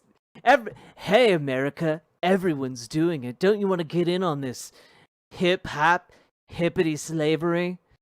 Don't you want that, America? Come on, be cool like all the other countries, America. No, I won't. Like, he's acting like it's like a just say no commercial for slavery. It's insane. You can say that that's offensive somehow, but it's accurate. And right here she goes, yeah, it's accurate, but it's also not relevant. Like it's not relevant in the same way like the existence of the Autobahn in Germany isn't relevant to discussing your local speed limits. Like in your town. Like that's not, like the existence of the Autobahn isn't relevant to like your local traffic safety. We don't want echo chambers. This echo chamber is not a good thing. We want real debate and the real differences. So let me be honest in saying, in contrast to Trump. Also, Steven's got like the crazy eyes these days. Like this woman is just like giving like a calm and collected like talk on her show, and he's just like bug-eyed going nuts. Slavery is bad. Oh, looks to me like you're in an echo chamber because somehow you think that Donald Trump, or wait, maybe you don't, you're lying and want to misrepresent President Trump's position as though in any fashion, state, form, he implied that slavery was okay. Well, again, I'm just going to point this out. Saying a museum is out of control because it talks too much about how slavery is bad, that to me would indicate that it's less bad than how the museum is talking about it, right? So I don't think like her read on this is insane. And it's not like she's being dishonest and like gish galloping about different facts. Like she's reading the same tweet we all are, Stephen. Let's keep playing. It was evil, the nation's original sin. And it is impossible to understand the true history of this country without fully grappling with slavery's impact. Pause. No, that's incorrect. That's incorrect. It is impossible to understand the history of the United States without first understanding the history of the world. That's important. You want to start off with the... Yeah. That is also important. But I'm also going to throw out there that, like, you need to understand the slavery in America is a key component of what has driven our politics for, like, the last, like, 400 years here. Like, you gotta understand it, and if you don't understand that, you don't understand America. And, like, yeah, understanding the context of America in, like, a geopolitical fashion is also very important. But when we're talking about understanding domestic politics in America, you gotta understand the institution of slavery. That's not... Like, it's not bad to have a geopolitical understanding of America. Like, that's not bad. Or, like, its history. It's not bad. But it doesn't invalidate the claim she's making, which is that if you don't understand this core aspect that we've literally fought our deadliest war in history over, then you don't understand America. Yeah, she's right. You don't. United States, but that's kind of, not kind of, it's entirely disingenuous. Let me just sort of make the case here. Throughout all of human history, the world practiced slavery. That's why. Again, not relevant to the discussion of, like, slavery in the American context. Like, all other... This is like saying... This is like Steven saying, you want to talk about World War II? Well, don't you know the wider context of it is that all the rest of the world used to, like, also has waged war since the beginning of time. And it's like, well, yeah, that's true, but, like, it does. We're talking about World War II. You know? And saying, like, oh, well, did you know, you want to talk about that one war? Have you considered all the other wars humans have done? That's just not relevant to the discussion of the initial war of World War II. Man, Steven has really lost a step. it happened in the United States. The world practiced slavery. The world enslaved people. The world then sold those slaves to the one country who had the conscience and enshrined it into their constitution that they were uniquely going to end this evil. So, yeah. And that's why we peacefully got rid of it. Because the founders enshrined into the Constitution that, and knowing that one day we'd get rid of it. And the legal mechanisms turned, and then slavery went away. Totally peacefully, and not at all with a war that killed, again, the greatest number of Americans that have ever been killed in any war America has fought. So, yeah, they had such vision that it took 200 years for a crippling civil war to break out.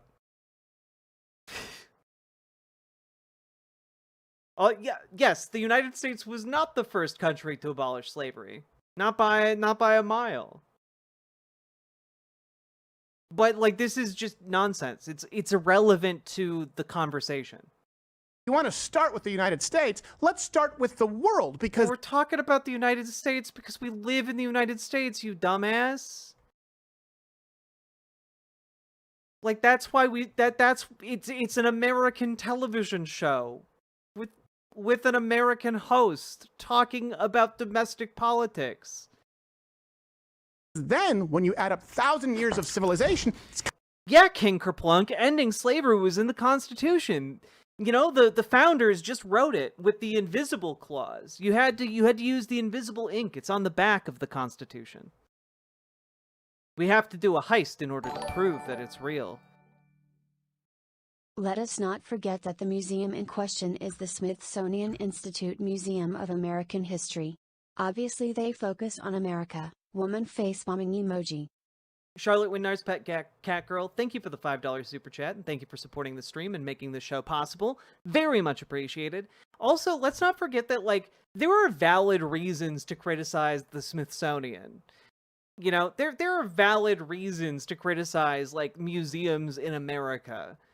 Not the least of which is the fact that many of the largest museums in the country house untold numbers of indigenous people's remains that the museums have, by and large, refused to return to the people they came from.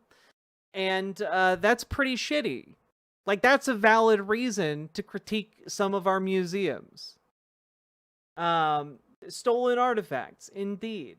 Stolen bodies. But too much focus on slavery in the Smithsonian is not a valid reason to criticize it. Kind of unique.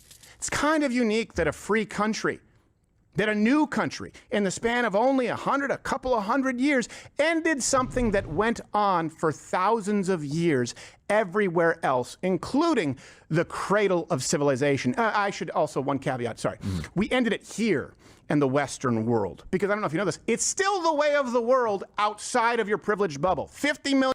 I love this, by the way, that, like, he's trying to argue, well, the West ended it, as if, like, America was the first country in the West to end slavery, instead of, like, the second to last.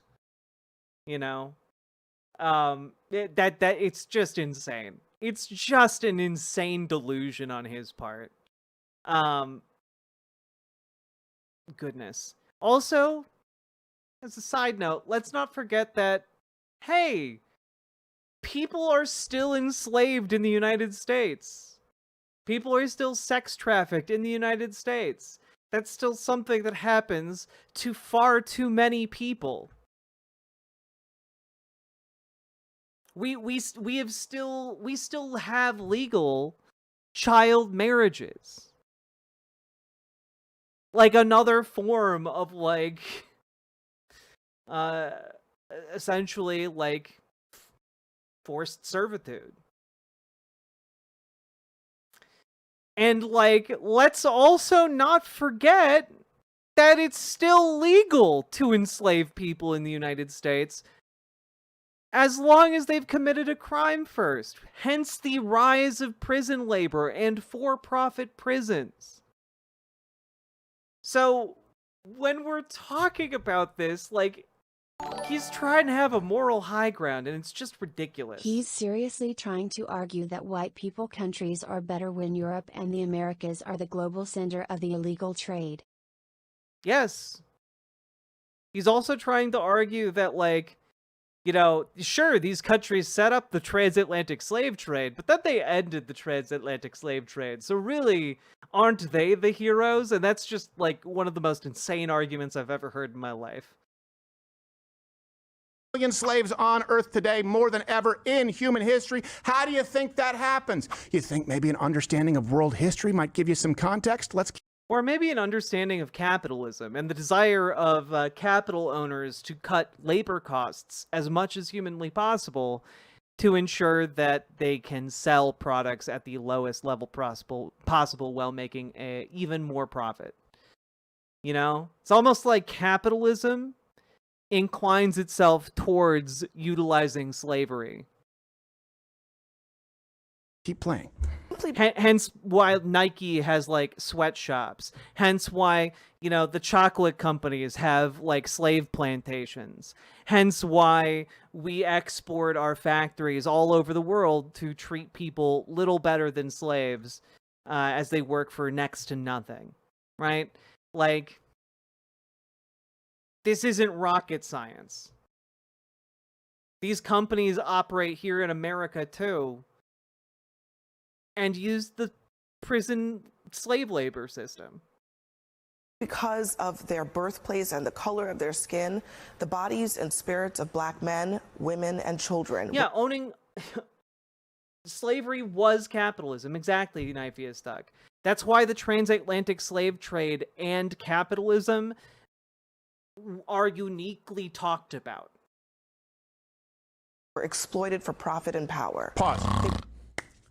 By whom? Capitalists. The people who owned businesses to buy and sell slaves, and the people who used slaves I love how to he produce found the goods. most biased map he could, and still Russia, Western country, was one of the top traffickers. Indeed, Nomi Sunrider. Indeed. Also, folks, we are 25 subs away from our goal. You guys are killing it. By whom? Who exploited? Let me ask you this. Who exploited them? Who enslaved them before selling them? Who actually captured them, beat them, and enslaved them? You know, I love that he's talking about slavery as if it isn't an ongoing condition. You know, like, he's like, well, actually, the real people, I know where he's going with this. He's going to say the real people doing the slavery were the people in Africa hunting their own opposing tribesmen. And, like, that's where he's going with it. And he's basically going to be like, the real people who were implementing slavery were the people in Africa. And the reality is that, yeah, there were slavers in Africa, largely prodded along towards doing this type of enslavement by Western companies and capitalists. And then you have the people who perpetuated it and ensured that servitude and slavery, who were, you know, the middlemen, the transporters across the transatlantic trade routes. And then you have the people who bought and sold them as a secondary middleman in the Americas. And then you have the people who bought them and then put slaves to work here in the Americas. At each point in that chain, that is the perpetuation of slavery. That is imposing slavery, continuing, making the choice to continue to implement slavery upon someone. It is not a crime that is done in an instant. It is a crime that is done over the course of every moment someone is enslaved. And he's trying to, like, well, you know, the poor farmers in America, they weren't doing slavery. It was really all those bad brown people in Africa. Like, that's the argument he's trying to make. And it's laughably bad. That's right, people in Africa. By the way, also because of the color of their skin, who was enslaved? Black people, just to be clear. People were enslaving their own people. So this idea that people Now the miracle of birth leaves a few issues to address, like, say, that half of us are periodically iron deficient.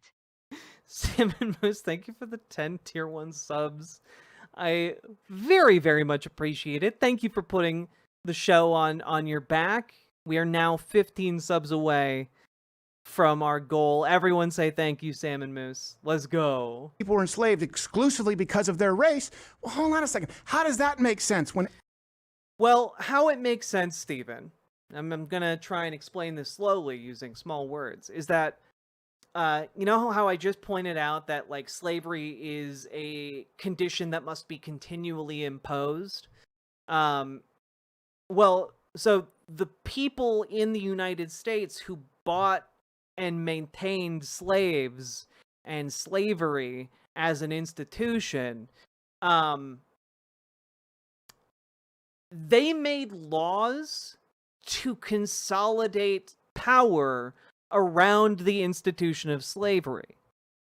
So, in America, on the basis of race, people were kept enslaved, and people were then being forced against their will in northern states where slavery had been ended, effectively. Were going to be forced to, like, hunt down slaves that had escaped from the South. Fugitive Slave Act. Right? And those acts, those laws to perpetuate slavery, were enacted along racial lines.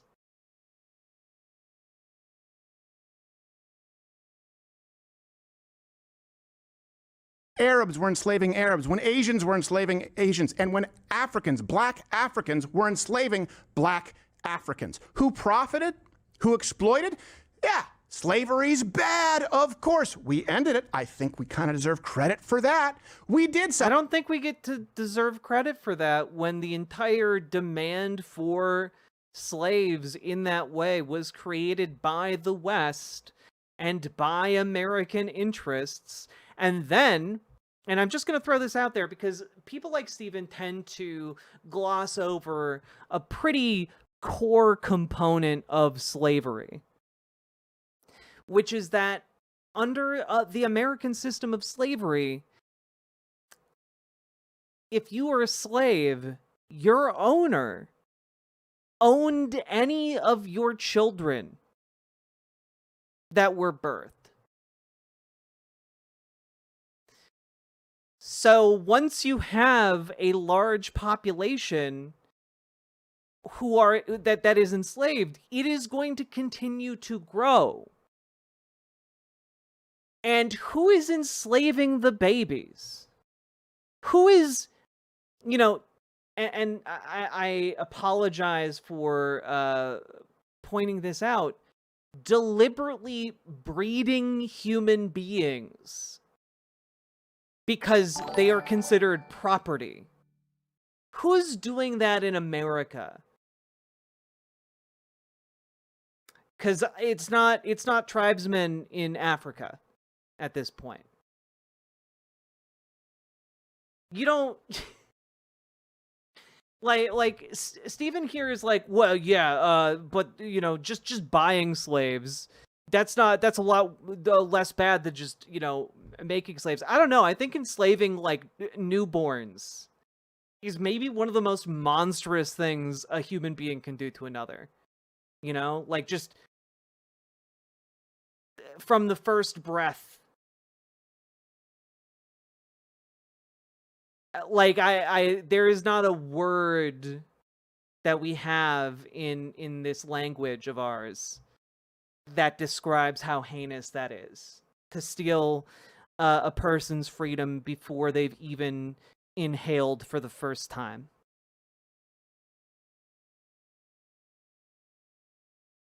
And like, I don't know. I think that this is an ongoing crime from the second someone is enslaved to the second that they become free.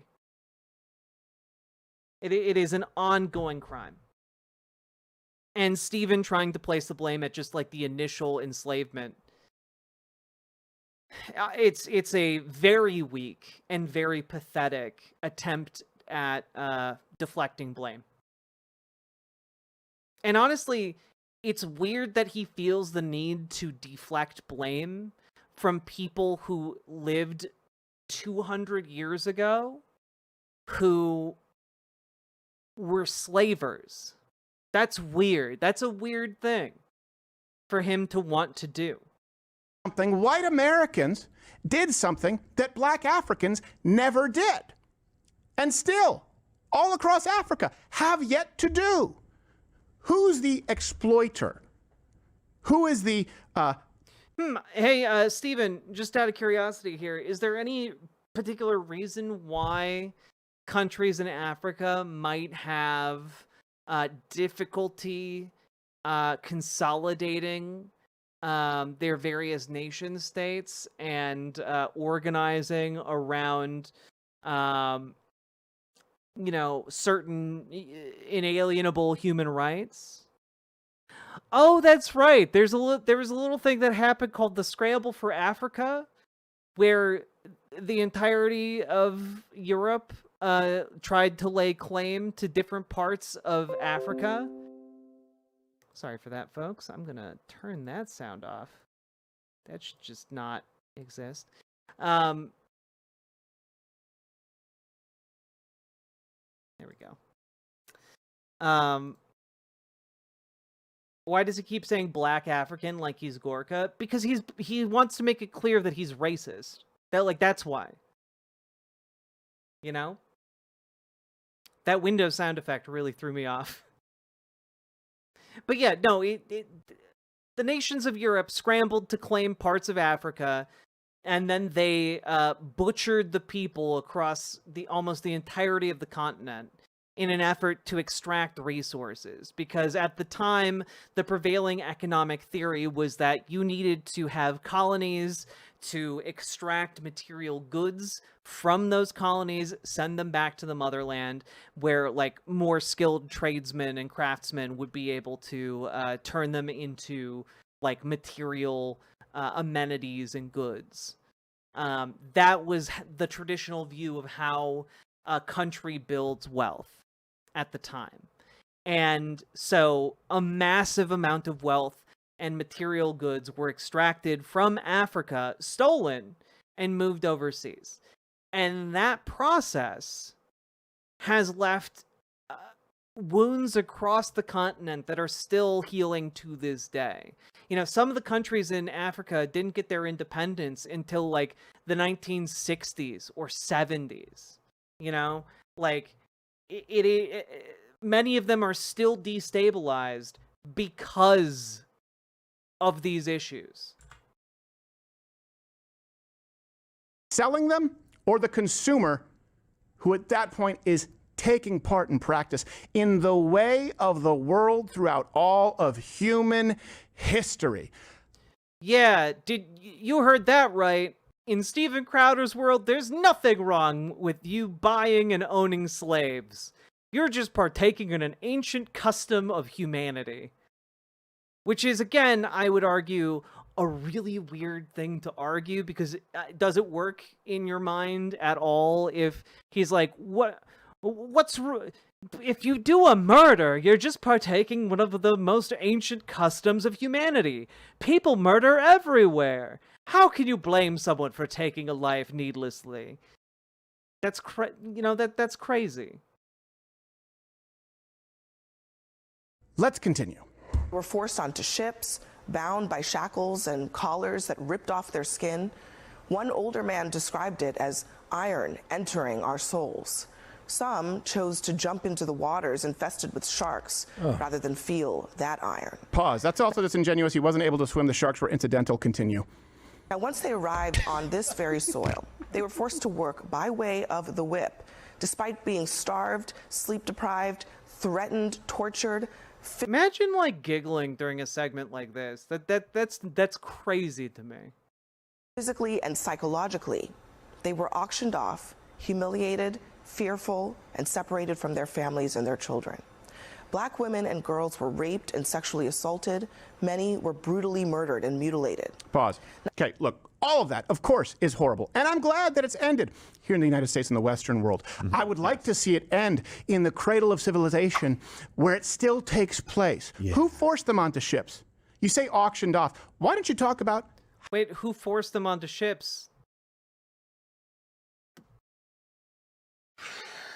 As if, like...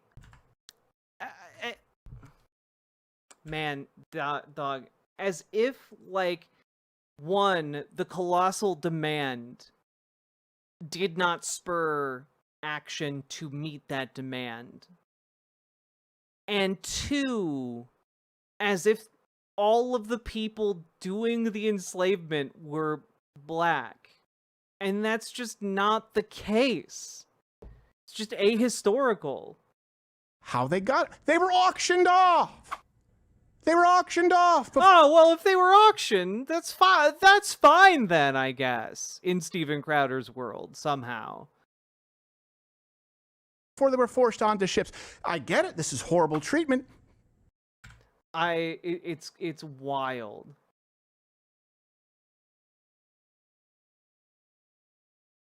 They were auctioned off before they were forced onto ships. I get it. This is horrible treatment. Is it worse than the treatment of the enslavers in the cradle of civilization, by the way, where, again, it still happens? What are you talking about? Yeah, slavery is heinous wherever it is practiced, yes. There were unique differences between how slavery had been practiced prior to the transatlantic slave trade and how it was practiced during that. And I'm sure there are differences to how it is practiced now. In all of its forms, it is an unimaginable evil and a blight on human civilization. The thing that is bizarre to me is his inability to say that. And he's just like, oh, well, other people have done it, and, you know, some people are still doing it. Oh, okay. Are you going to talk about prison slaves? No? I'm not surprised. Wouldn't you at least give credit to, if you have two parties who are equally immoral and reprehensible in their treatment, wouldn't you prefer the party who had one of the bloodiest wars of all time to end it? Oh, that's right. Sorry.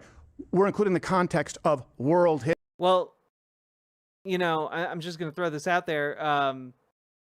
A lot of the people who believed in the institution of slavery continued to believe in the institution of slavery, and hence why, you know, the practice of slavery in the United States has continued to this day. I'm just going to throw that out there.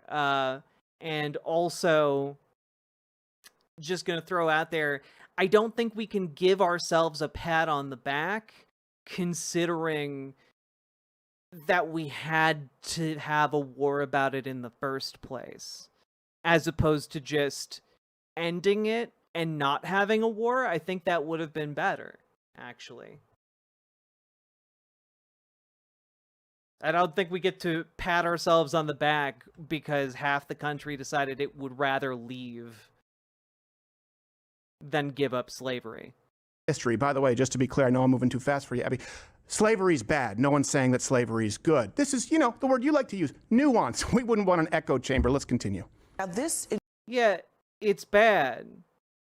But when you're saying, well, yeah, it's bad, but everyone else is doing it, that you're attempting to deflect the actual culpability, the moral weight of the action.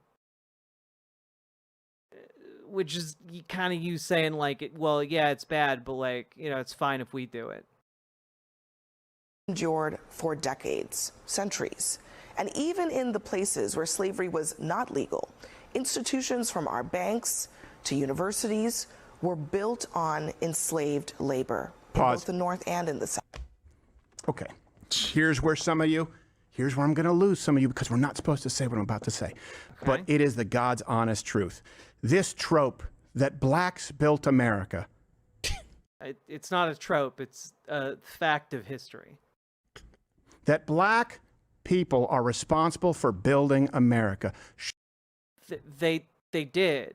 They did a lot of the labor to build America. Sure, there were slaves, and sure, they were forced into labor against their will. They weren't the only ones. Less than 0.3% of the slave population on Earth went to North America, just so you know. So actually far fewer here than, in Africa or in Asia. I'm going to look up where he got that statistic, because that sounds interesting. 0.3% of slaves. Ba-da-ba-ba, ba-da-da-ba-ba, ba-da-da-ba, ba-da-da-ba-ba, ba-da-da-ba-da, ba-ba-da-da-da-ba.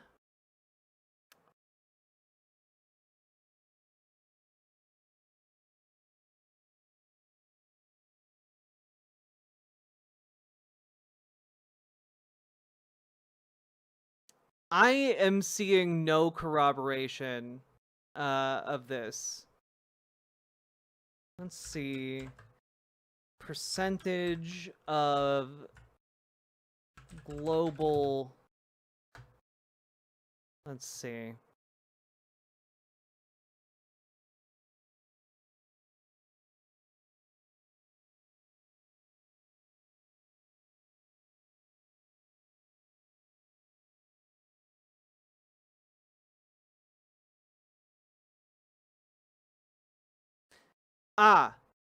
Okay, I think it comes from this, from an organization called Walk Free, Global Slavery Index from 2023 country snapshot. Prevalence of modern slavery per 1,000 people, 3.3, meaning a 0.3% of the global population, or 0.3% of the population is enslaved in the Americas. According to the 2023 Global Slavery Index, an estimated 3.3 in every 1,000 people were in modern slavery in the United States at any point in 2021. In other words, 1,091,000 people experienced forced labor or forced marriage in the United States in 2021.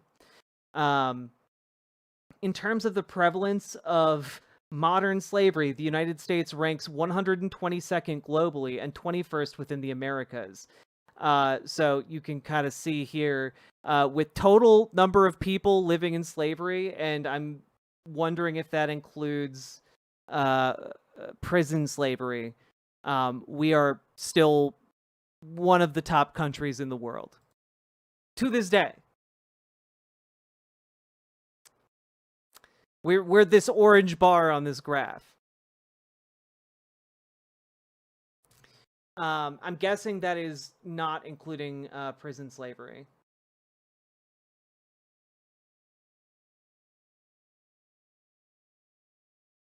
Oh, nope. Actually, it does include prison labor. Immediately end forced labor of citizens by amending federal and state laws and constitutions that allow for compulsory prison labor as a punishment, and to occur in administrative detention and for private interests. Increase the legal age of marriage for males and females to 18 without exceptions. Ensure support services are available for all victims of modern slavery, regardless of gender, age, nationality, or sexuality. Those all sound great. We should really have a Congress that is willing to pass every single one of those. It's insane. Yeah, so anyway, that's a long way of us finding out that, like, that's not what the stats were in the 1800s about American slavery. Those are the stats from, 2 or 3 years ago. Not sure where Steven's getting this. Or anywhere else, frankly, in the world. It would be redundant for me to go through it. Okay, is it any place that's not North America? Then the answer is yes. They had more slaves. But here, it was built off the backs of black people. They are responsible for building America. Okay, we have a controlled study here. Okay? Slaves in North America, largely black. Not only, but largely black. Slaves in Africa, black. Slave owners in Africa, black. Slave owners in the United States, white. Now, one of the things you could argue just about like the number of slaves due to the transatlantic slave trade, right? Here, we can take a look here. Africans carried to Brazil came overwhelmingly from Angola. Africans carried to North America, including the Caribbean, left mostly from West Africa. Well over 90% of enslaved Africans were sent to the Caribbean and South America. Only about 6% of African captives were sent directly to British North America. Yet by 1825, the U.S. population included about 1/4 of the people of African descent in the Western Hemisphere. So again, I really want to emphasize here how full of shit Steven Crowder is. How full of shit. And of the people who were transported over on the boats, like, millions of them died making that voyage. Why do you think the United States is different? If it was built off the backs of black people, well, then Africa would have a leg up because they have both the slaves and the slave owners are black. The slave owners weren't black. In Africa, they were capturing the slaves and selling them. So I guess in a sense they were slave owners. But the people who were the owners when we're talking about the institution of slavery is everyone through that chain of custody. It's the people who did the initial enslavement. It is the people who perpetuated that enslavement. It's the people who transported those folks. It's the people, like, the fact that he's making this argument is so batshit insane. Absolutely so batshit insane.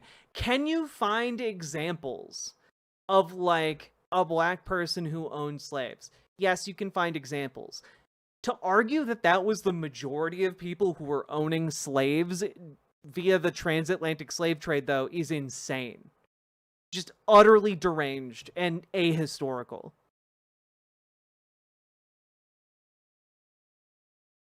They should be super America. They should be far ahead. Also, again, hey, why isn't Africa benefiting from having all of this labor? You know, blah, blah, blah, blah. Maybe it's because there was this thing called colonialism happening where all of the colonial territories were claimed and owned by European imperial powers that were, like, I don't know, enslaving mass populations of the countryside and chopping off people's hands if they didn't get enough rubber.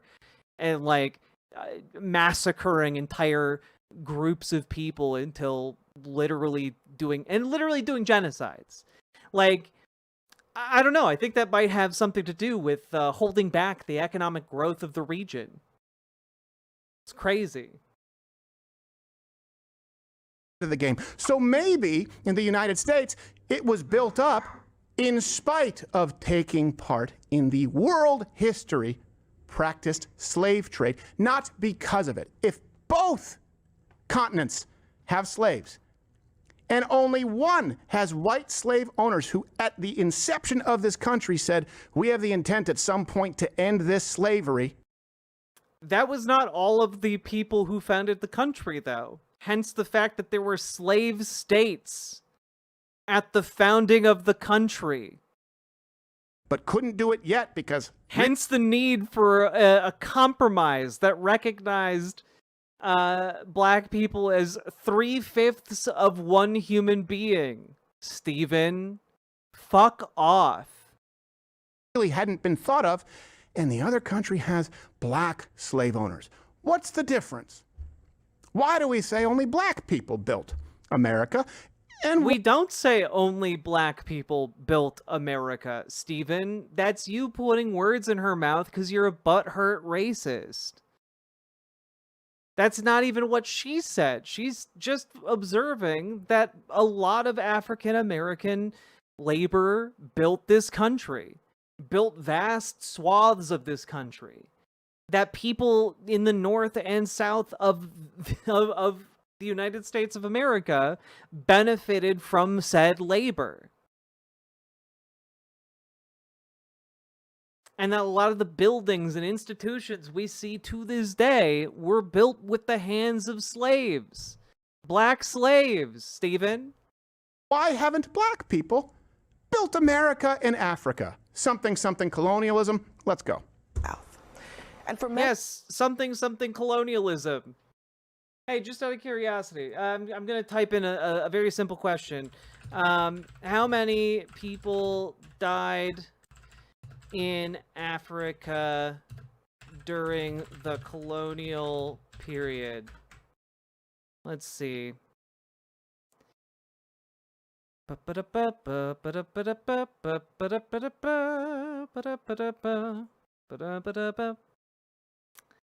Let's see. Maybe we can take... Yeah, a lot of the initial results are just like, hey, have you heard of King Leopold II of Belgium and the Congo Free State? Let's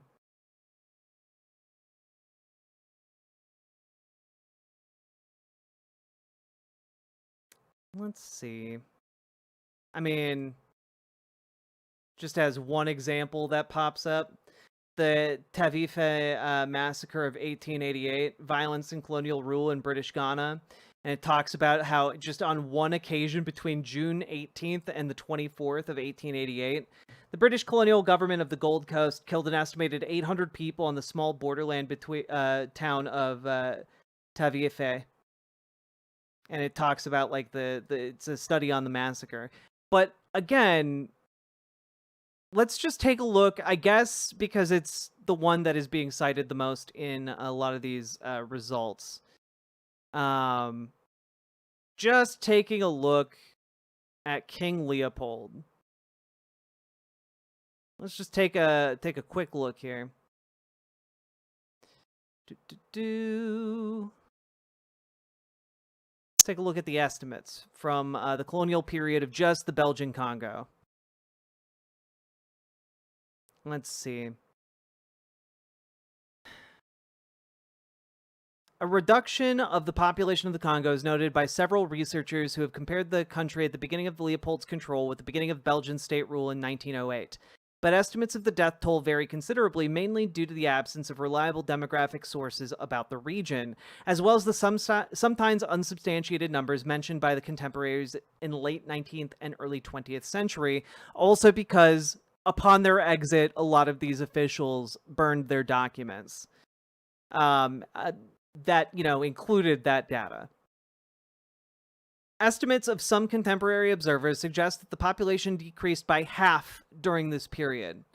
According to Edmund D. Morel, the Congo Free State counted 20 million souls. Other estimates of the size of the overall population decline or mortality displacement range between 2 and 13 million.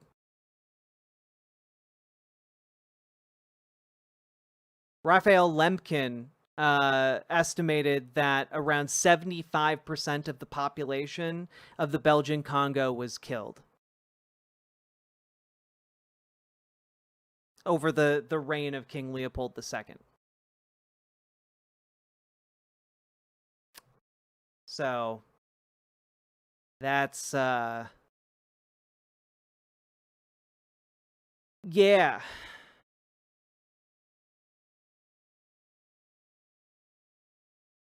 It's real fucking disgusting. That's just one country. That's just one country on Africa. That's not the entirety of Africa. That's one country.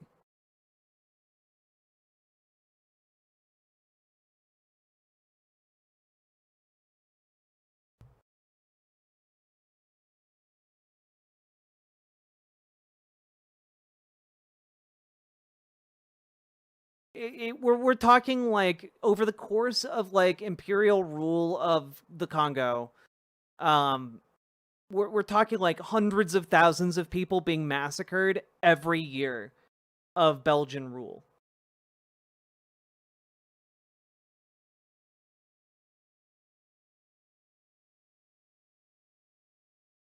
many of the white Americans who did not personally own slaves. They benefited from a caste system that concentrated. Oh, by the way, just in case you're like, oh, well, you know what? Why couldn't they just, you know, build up a society? Why couldn't the Africans in Africa just build up another America? And well, I think maybe this picture might tell you why. This is a picture taken of different people during the Belgian Congo era.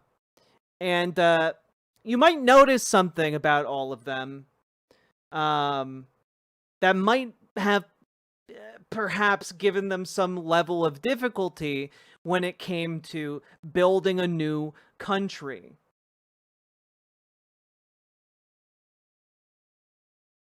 Their hands would be cut off if they weren't harvesting enough rubber fast enough. Some of these are children. Who did this to them? The Belgian government. During the colonial period.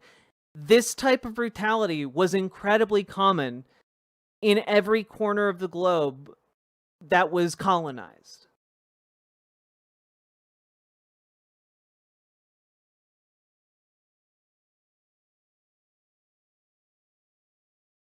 Yeah, that's not that mutilation is not for trying to overthrow the government. That mutilation is for not getting enough rubber to satisfy your boss at work.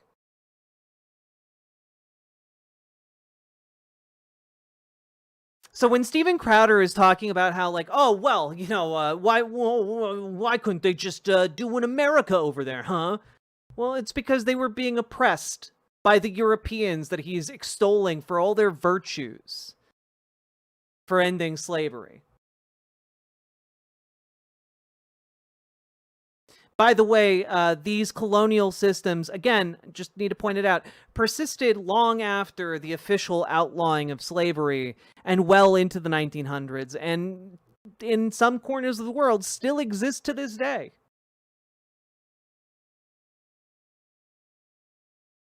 Wealth and political power in their hands. Pause. So, okay. Oh, okay. So this is the no-win scenario because, as we know, we heard Joy Reid talk about this earlier in the week. Those who have benefited from... Oh, yeah, that is also true, depraved ambiance. In a lot of cases, different governmental agencies or different organizations would pay for the hands of the Congolese. And so your boss could just come to work one day and fabricate a reason, chop off your hand in order to make an extra paycheck. White privilege, those who have benefited from white supremacy, meaning even if you are not one but you're white, need to sit down. Yeah, like scalping Liz Galahad.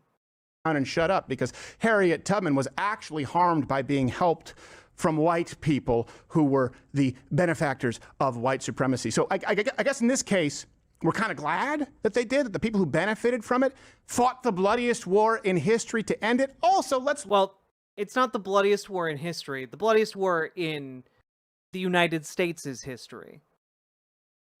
And also, again, that war was not fought on principle. It was fought because the South attacked the North. It was fought in order to, like, preserve the secession. And Steve is just like, oh, it was a virtuous fight. Like, it became one, sure. But, like, I don't know. It kind of certainly sounds like the rhetoric Steven is using would have been really popular amongst the people who fired those shots first at Fort Sumter. Look at this logically. If the people who still stood to benefit from slavery, meaning the people who didn't take part in it but were in a country where it was practiced, decided to end it, wouldn't that tell you that the United States, in contrast to the rest of the world... Well, 30% of the families of the United States owned slaves, Stephen. So you know, I think, and the fact that you're like, well, it took 200 years, that's so fast in global times. That's like multiple lifetimes, Stephen. Fuck off. Was such a deeply moral people of such great conviction that despite their own selfish interests, they were going to die to free people in the... You know, I would love it. I would love. Okay, Stephen, if you are of this conviction, I want you to do a segment on how great John Brown was. John Brown, a man willing to die for his convictions pre-Civil War in order to end the institution of slavery. A man who did, in fact, die in his attempt to end slavery and is credited in some circles with lighting the spark of the Civil War itself. So, but something tells me that Stephen Crowder would not support the actions of John Brown. Yeah, I got that sneaking suspicion. In the name of doing what is right. And by the way, how do they know what's right? Because they followed Judeo-Christian principles. Oh, wait, maybe that's why you still haven't seen the crisis of conscience from the noble black slave owners in Africa. Doesn't that deserve credit? And I know you'll say, oh, the British Empire. But, you know, okay, so all of it, we're halfway through this. All of his arguments so far have just been, but what about other places on the planet? And that's not engaging with the fundamental topic. That's trying to avoid, like, the weight of the moral condemnation you know is already resting on your shoulders. Or at least on the shoulders of America as a historical entity. The British Empire, technically, if you want to say that ended slavery before but they weren't even talking about it before it was a conversation here, and there were still plenty of... Wait, they were absolutely talking about it before it was a conversation here, because America was literally one of the last countries to outlaw slavery. Indentured servants throughout the British Empire after we actually freed the slaves. It was the way of the world. And to me, something, if you want to... Hey, this is what Donald Trump is... Wait a minute, what? Of indentured servants throughout the British Empire after we actually freed the slaves.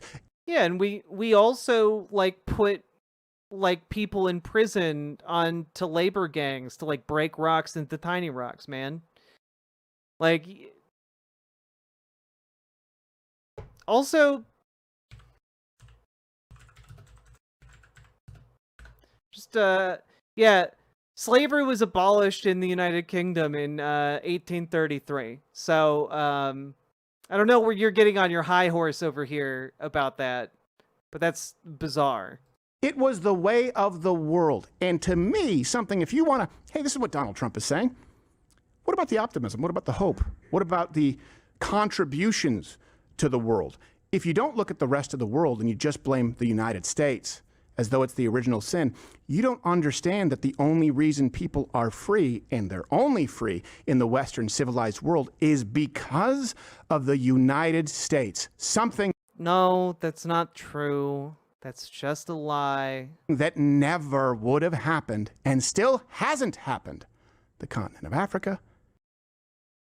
Yeah, I wonder who really instilled the institution of slavery into the entire continent of Africa. I wonder why that happened. Well, some colonialism. And it's actually, yeah, it is colonialism. Saying it in a silly voice doesn't make it less true. Asia, and by the way, a lot of Europe. Let's let her finish. Also, plenty of civilizations and societies outside of the United States and the Western world have abolished slavery in the past. Finish this out. When we acknowledge the existence of black people who operated George Washington's Mount Vernon or the black hands that built the White House, we are acknowledging the existence, the perseverance, and the contributions of the souls that white... Hey, remember when they opened this by saying that she was having a meltdown? Remember when they opened this by saying she was having an unhinged meltdown? And the entire time, in every single clip they have showed so far, she's just calmly explaining her point of view on this.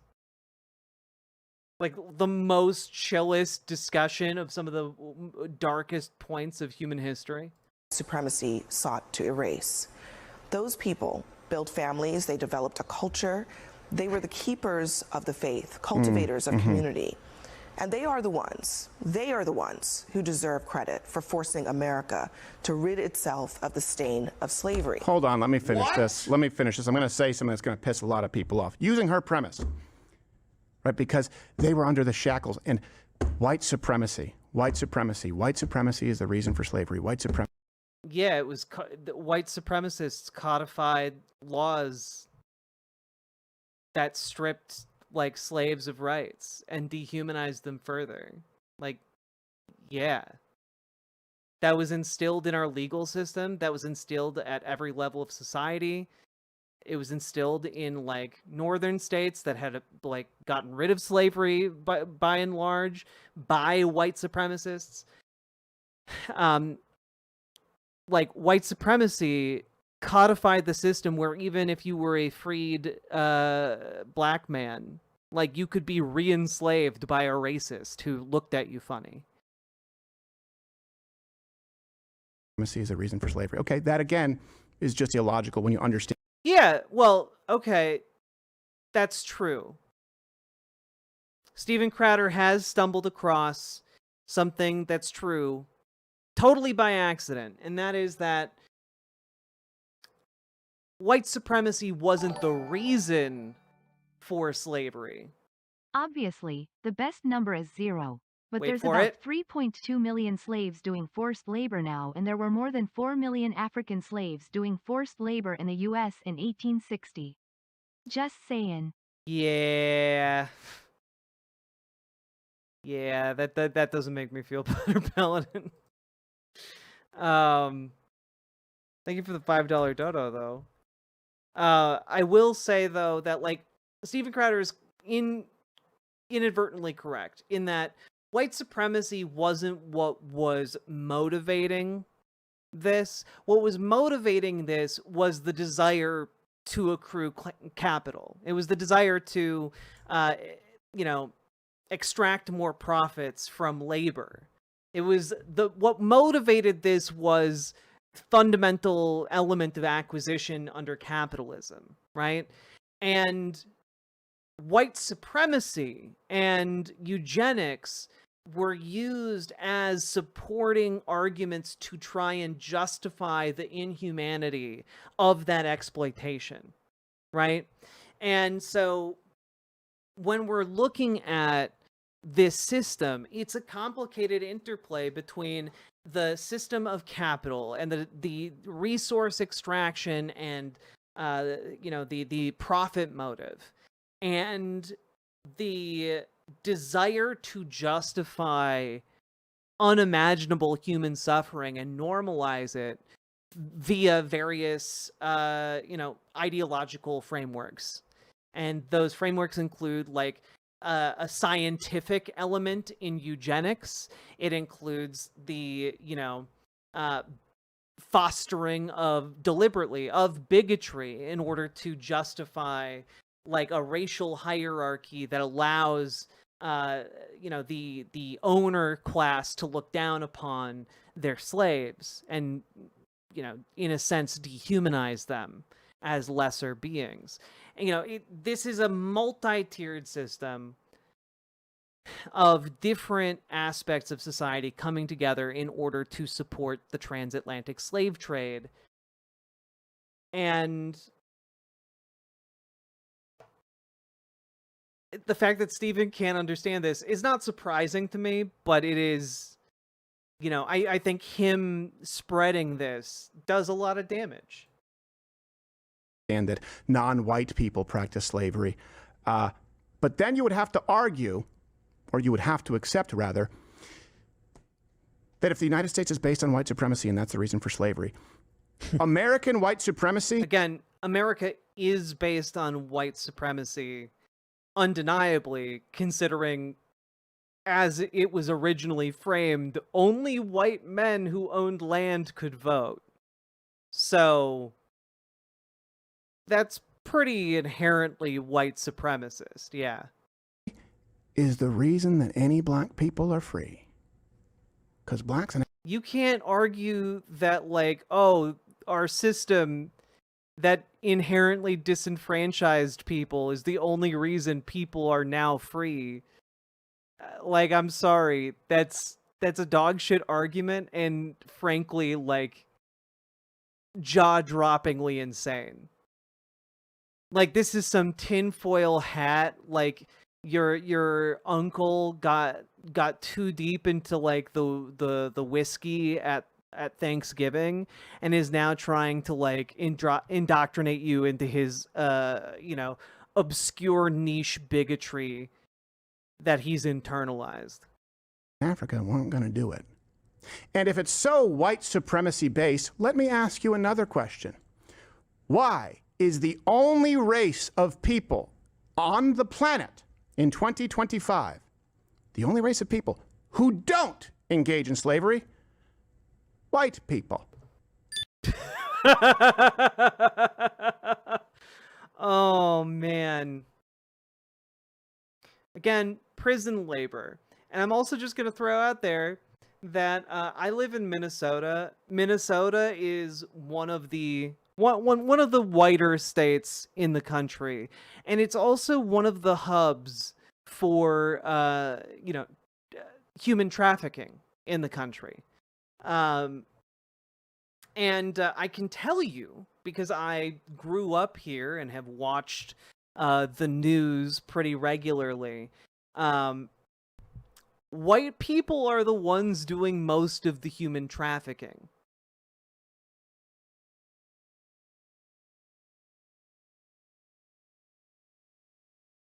It's kind of like how, like, most of the people who are working as drug mules in America are unassuming white people who are just going to be unnoticed.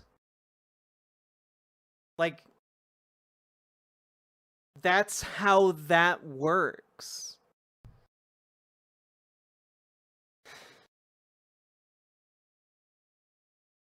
The only way you could come to the conclusion that white people don't do slavery is because your fifis would be hurt otherwise? Yeah. Yeah. And that's not to say, like, other groups of people don't do slavery, but to say, like, that white people are the only group that doesn't do slavery is insane. It's insanely disconnected from reality. Wait, also Scandia, Minnesota has some wild shit? I'm not familiar.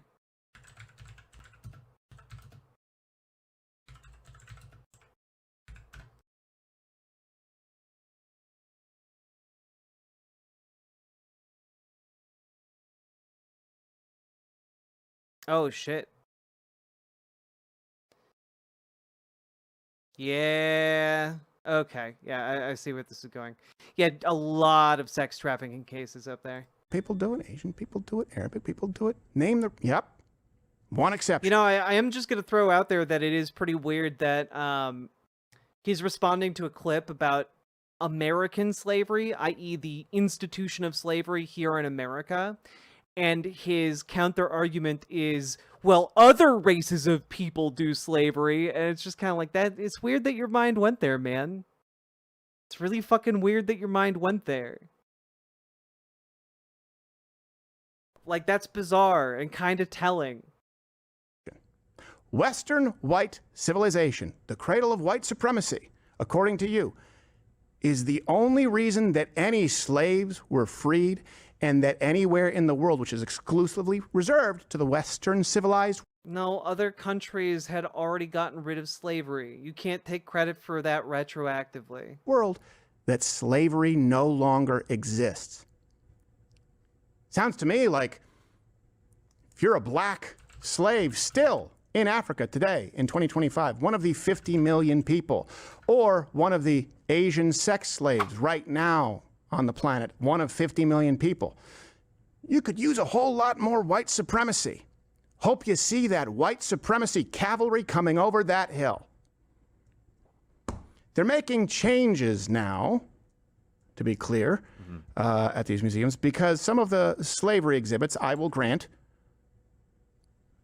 my white guilt talking, are tough to look at.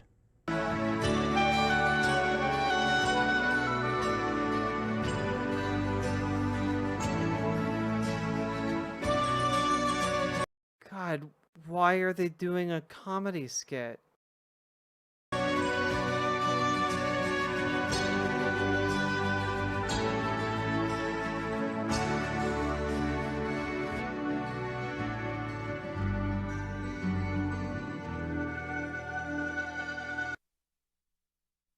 And you know, I get it.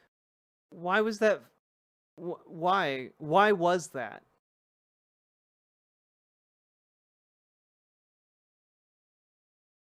Why? Like, why did that exist?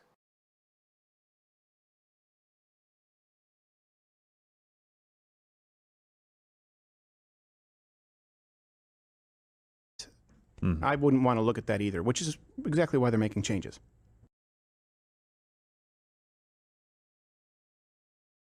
You should have to look at it because that's what slavery does.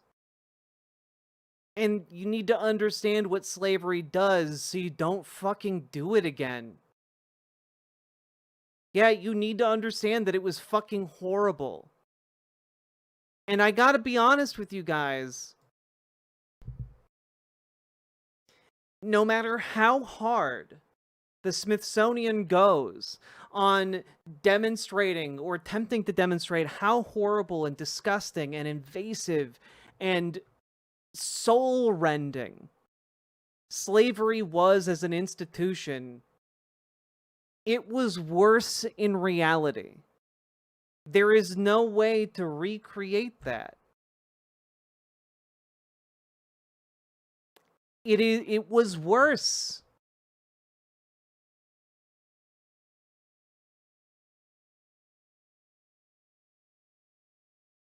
And Steven's just like, yeah, I wouldn't want to look at that guy who got tortured by slavers either. You should be forced to.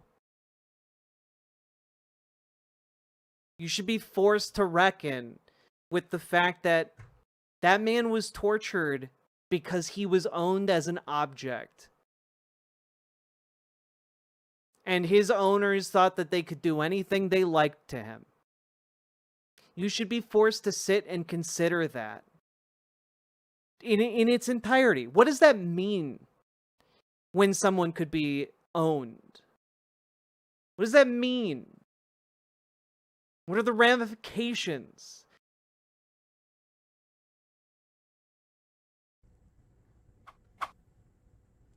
It was been funny if you were a little quicker there. I mean, the timing does help. Ah, come on. He looks like, you know, he got over it.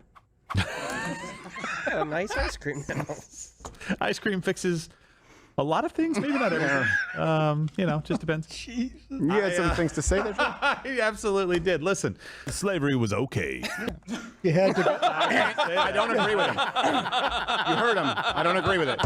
You had to go with mint chocolate chip. Yeah, exactly. Come on. You do something. My else. No, favorite.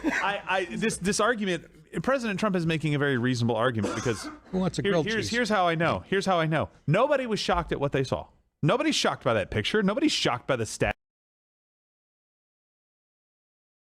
Nobody is shocked by a picture of a man whose back is covered with such scar tissue that every single injury on his back has swollen several times over. Yeah, what was all of that about an echo chamber, Steven? Like, Steven's so afraid of getting outside his echo chamber that he can't even go to a comedy club anymore. It's really sad. He has to surround himself with all of those chuckle fucks who are willing to take a paycheck and then pretend to laugh about a man who was tortured his entire life.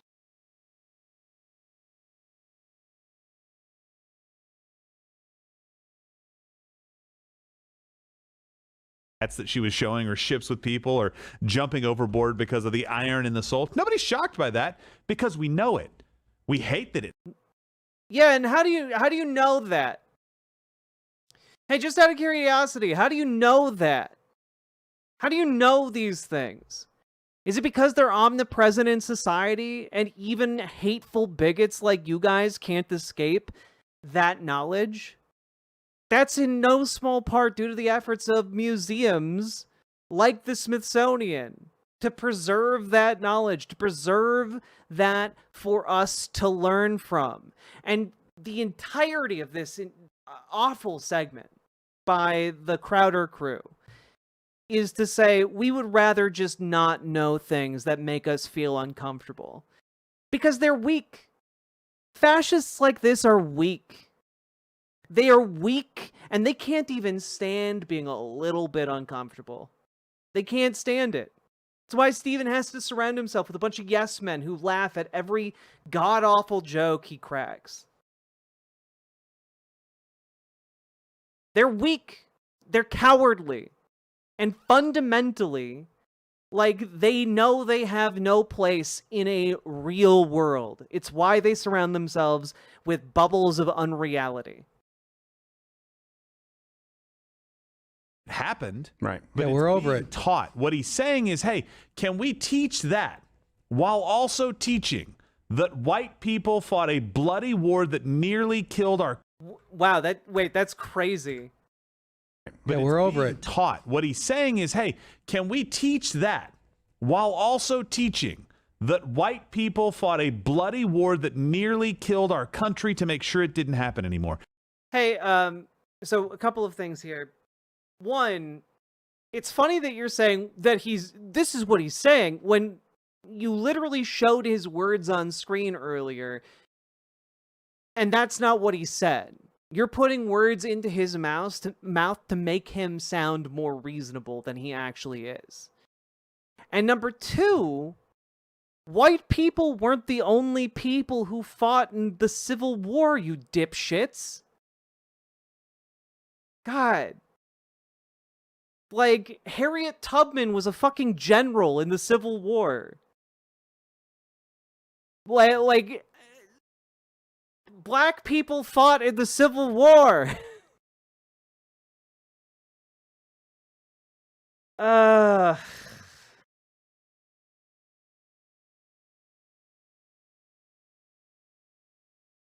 what are the non-white people doing during the Civil War? Are they fighting for more slavery?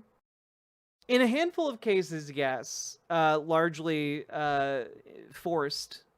Some not forced, however. But the vast majority are like splitting and running to the north and then joining to fight for the north.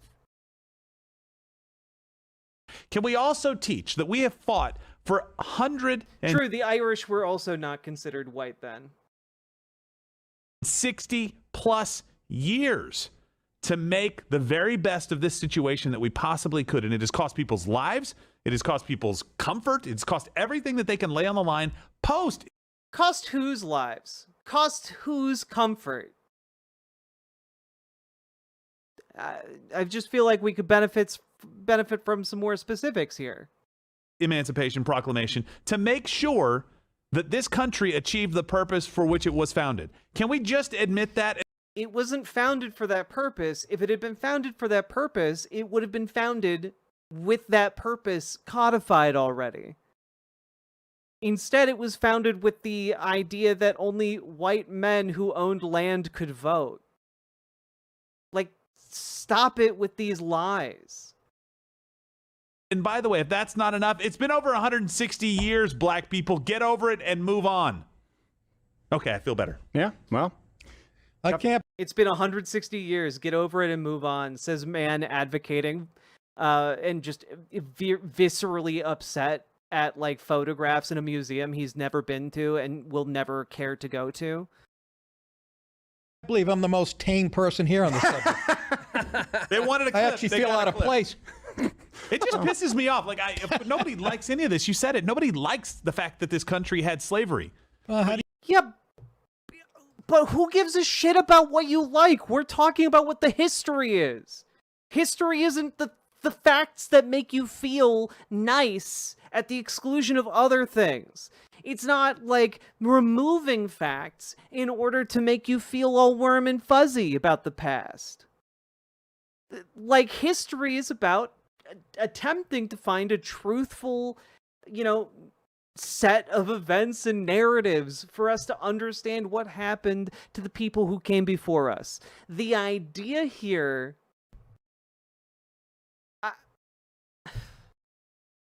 that like history should make you comfortable, that's from someone who's too lazy to think for themselves.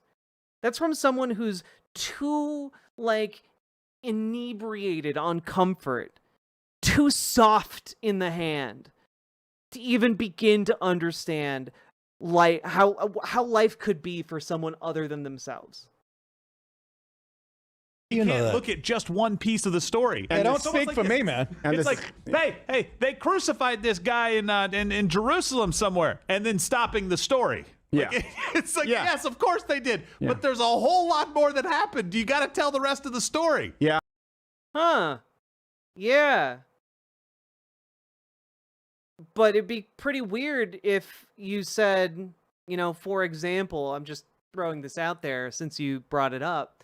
It'd be pretty weird if you were like trying to talk about the effect of the crucifixion of Jesus Christ on like, you know, global history, for example.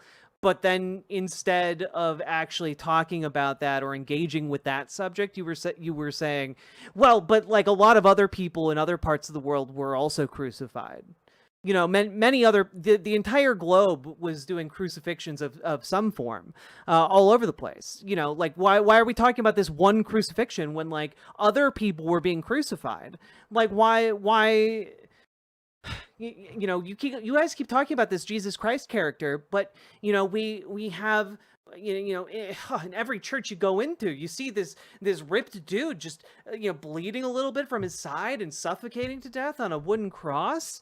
Oh, why the hyperfixation? Everyone was being crucified like 2,000 years ago, and like you guys understand maybe with that example how like. If someone just kept saying that, like, oh, they're crucifying, you know, here are all the other groups that did crucifixions, you would correctly identify it as a deflection from the core issue, which is, again, what they have done this entire time. No, you're absolutely. And this idea that America was built by blacks. No. This is the only show where you will hear someone condemn slavery, make the case as to why slavery was ended based on Christian grounds. Yes. While also making a joke about how black people can't swim and a slave exhibit. It's true. Also one of my favorite memes of all time. Yeah. That's one of your favorite memes of all time? Favorite memes of all time. This is one of your favorite memes of all time?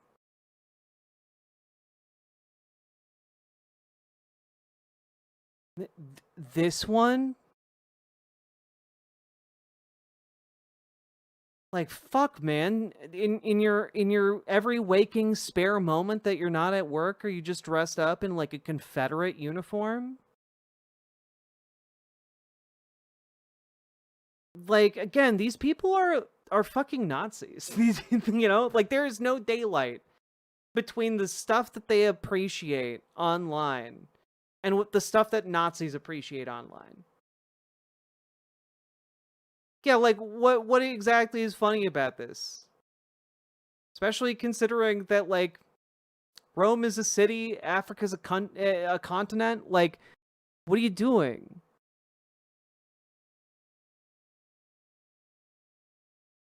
Also, like, cities in Africa are actual modern cities. I know that might be difficult to understand for some people who are virulently racist. But also, I would really, really like to figure out what subreddit they got this meme from. You can see a little bit of, like, the logo and some of the text down below that captions this. Because I have a sneaking suspicion that this is from some kind of Nazi subreddit. I don't know if anyone wants to, like, attempt to track that down, but, like, damn. Yeah. Yeah, if Africans built America, then why does Africa look like Africa? That's very. Yes. My grandfather laid railroad track. Right. Okay. He cut his fingers off while building the factory that he worked in for the rest of his life, a shoe factory. He fell from a stage and collapsed. Wow. Broke his. Also, like, again, colonialism was doing some stuff in Africa. Just throwing that out there. One of the, you know, when you lose 75% of the population of your country, that kind of leaves a mark on your ability to be economically productive. Back. Yeah. Building the building that he worked in for the rest of his life. Wow. Not his finger, but yeah, no, blacks built it. By the way, do you know how long it took to build the Empire State Building? Yeah. About a year. About a year. Yeah. I want to say it was 10. It's either 10 months or OSHA doesn't exist. It's either 10 or 11 months or 13 months. It's either 1 month over or 1 month under a year, the bulk of it. Imagine we'd still be trying to get the permits under Newsom. Yeah, think of how long it took to do anything at the World Trade Center. 1 year, 45 days. 1 year, 45 days. Now That's listen, a lot of attention.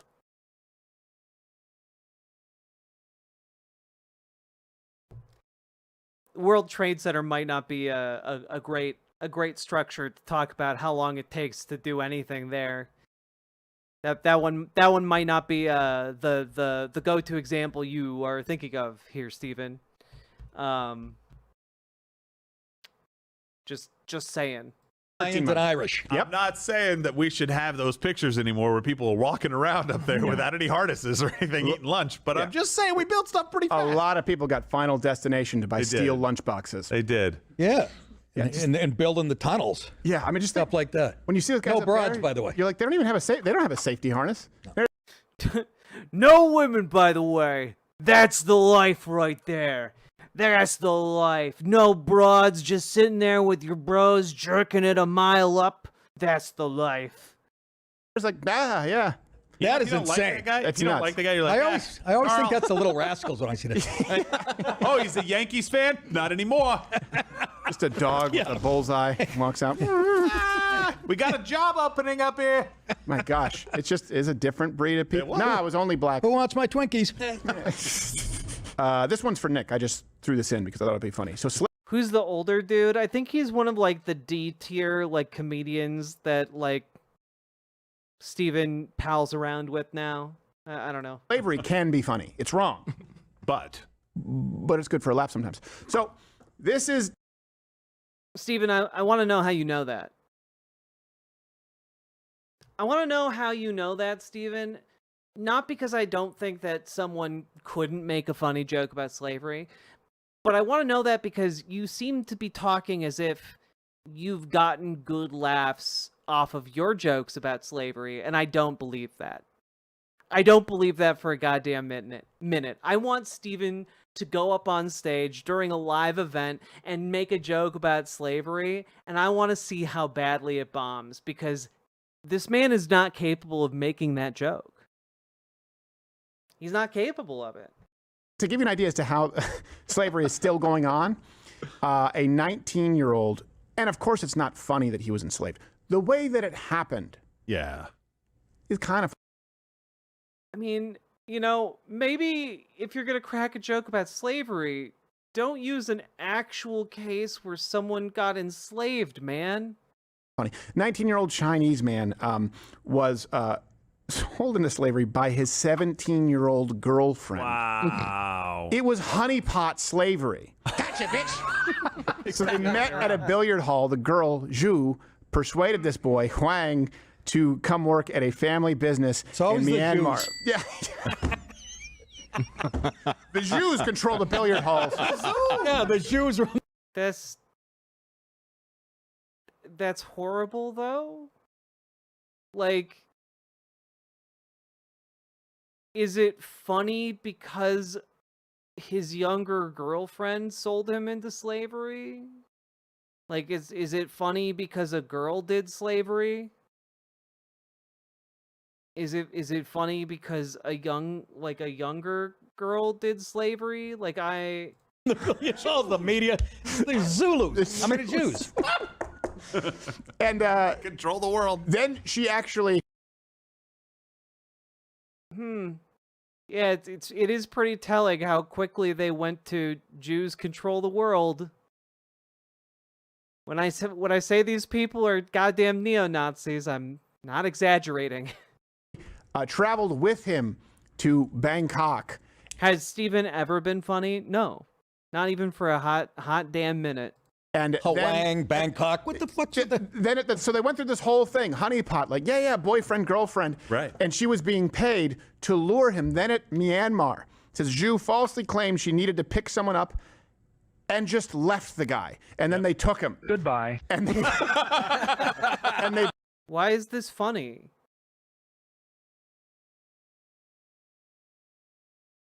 Like, they're going from trying to pretend that they have the moral high ground on slavery to laughing at a man being enslaved is one of the wildest instances of mental whiplash I think I've ever experienced in my life. Basically locked him into a telecom fraud compound in Myanmar. Where they just work you to death. They just work you to make fraudulent phone scam calls. Yes. But I think did about that out of college.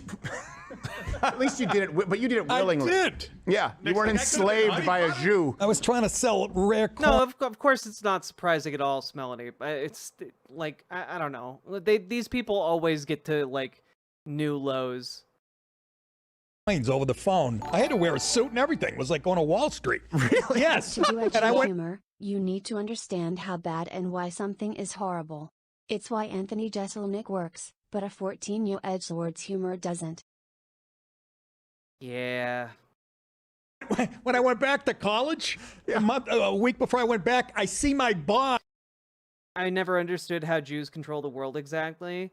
It's the age-old like anti-Semitic stereotype perpetuated by things like the Protocols of the Elders of Zion.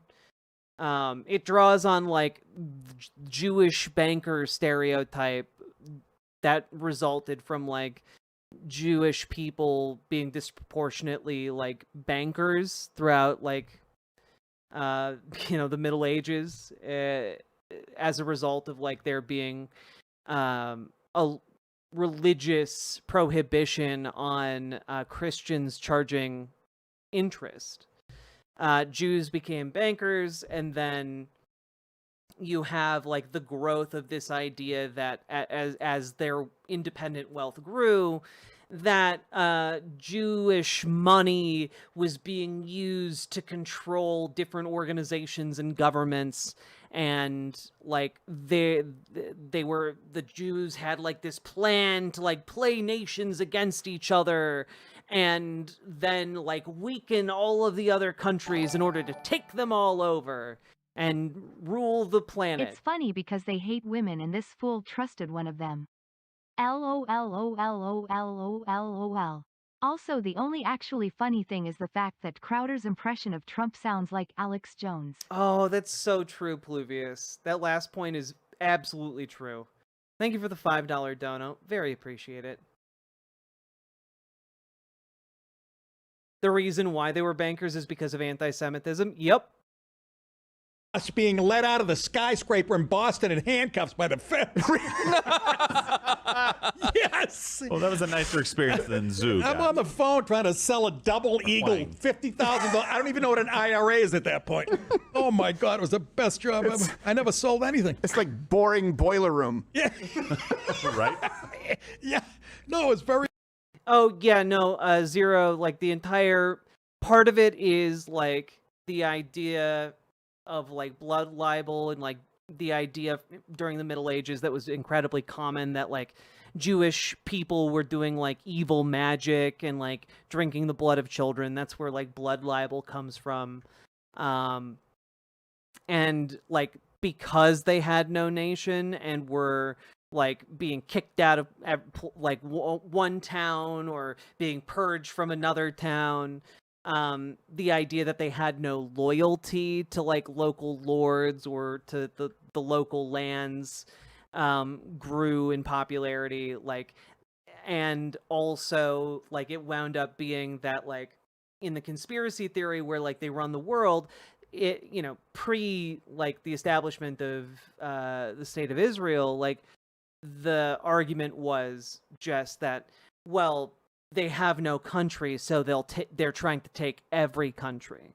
Like the local Jewish community wasn't just like a small community of Jewish people trying to live their lives, but in this conspiracy theory, they were agents there to undermine the sovereignty of the local rulers. In the name of like building like the global Jewish country. That is the anti-Semitic conspiracy theory. Essentially, if I'm obviously not going into full detail, but like that's kind of the thrust of it. The official and nobody making any money. Vin Diesel come in. Did you sell the coins? Just like Wall Street, though. Remember they come in and feds arrest Charles? Oh yeah, that's just how it went down. By the way, the reason the guy was freed. Huang was finally returned to China. There was a $50,000 ransom that was paid. But again, this doesn't always end this way. 50 million plus slaves on Earth. And they're getting very clever about it. Now, I think this is too much effort. I think if you're going to cross that line morally, which you should not, slavery is bad. Right. You don't need to honeypot them. You just knock them over the head and put them in a van. Yeah, this is like the worst catfish. Which they do. Human traffickers do that. Predominantly, they do it to children. Ever. Yeah. And she got paid $13,900. Like that's a lot of money to get paid to, Yeah. How many people can you sucker into going to Myanmar with you? And half that went up her nose. I dated this bitch. Listen. That's how you ended up selling coins. Slavery's still a thing. That's the thing. I just want you to know, slavery is still a thing. And anyone in the United States who demands that we send aids for aid to Africa without simultaneously demanding that we send in the most violent fighting force in existence to end slavery across that continent should really shut up because they're being disingenuous. Can we pull that back up? Yes. Surely that will solve slavery.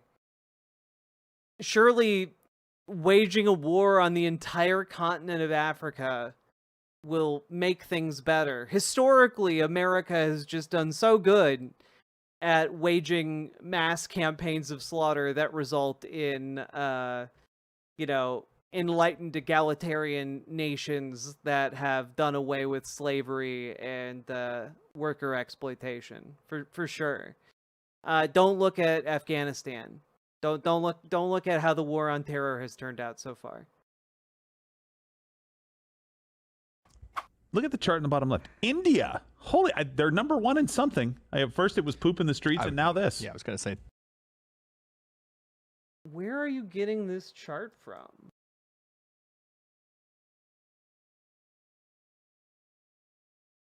It's not the only thing. Jeez. Yeah. They just call them indentured servants. Diarrhea. Yeah, but they're like, we thought. Where was that one from? That was a different. I wanna look at the references. Do we have the louder? No, I don't wanna watch the full show. I just wanna see the references.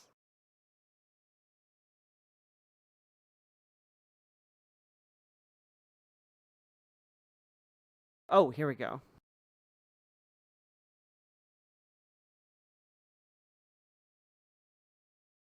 Let's see. CDC walkout.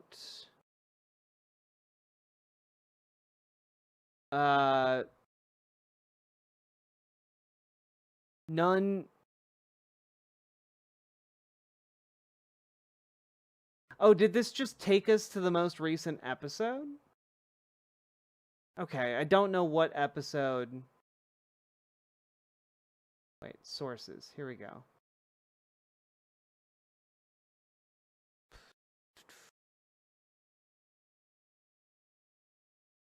Oh, here we go. Slavery. Been pondering. Damn, you Brutus! don't fuck up where a lot of other influencers do, and I know the algorithms prefer caustic sideshows of human beings.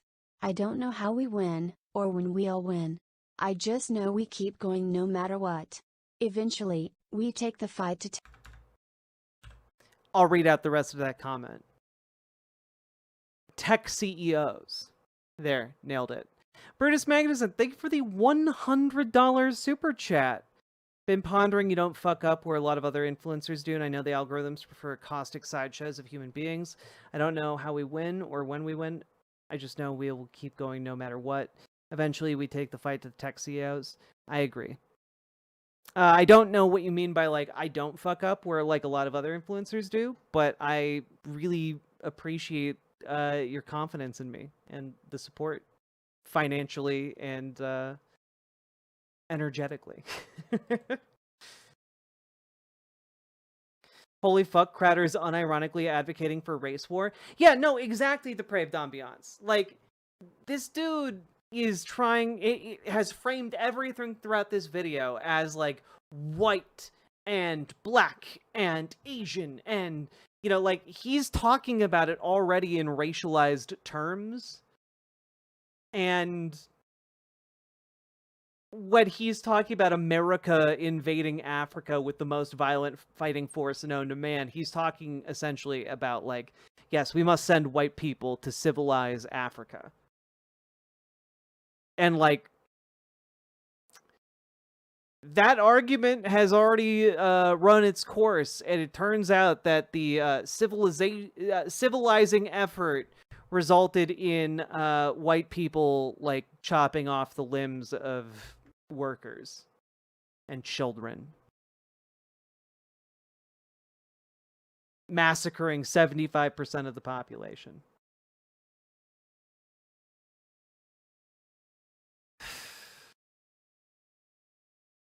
Disgusting. Let's take a look here.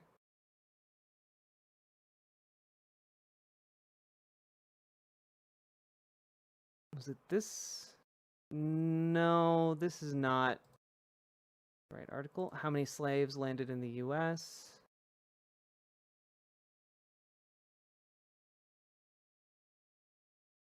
Don't think that is it either. Wow, did slavery make economic sense? Jesus. State of modern slavery. Where are you pulling these graphs from, Steven? Modern slavery on the rise. This is from the United Nations. Okay.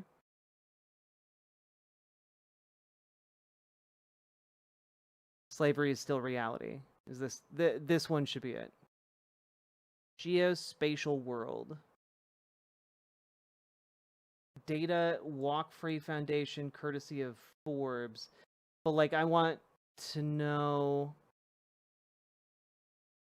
Global Slavery Index of 2016. This should be a link to the full report. But this is, it's so interesting to me, right? So one of the aspects of this, right? Like, Steven Crowder made this video in 2025,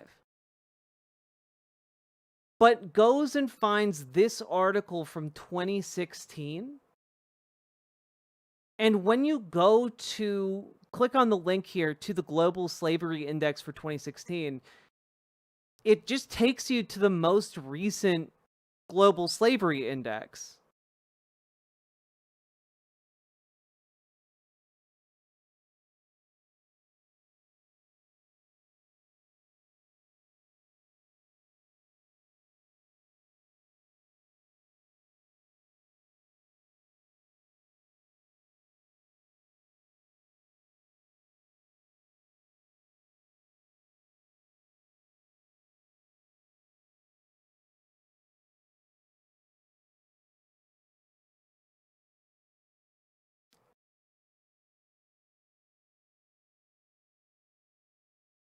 Wait, what is this graph?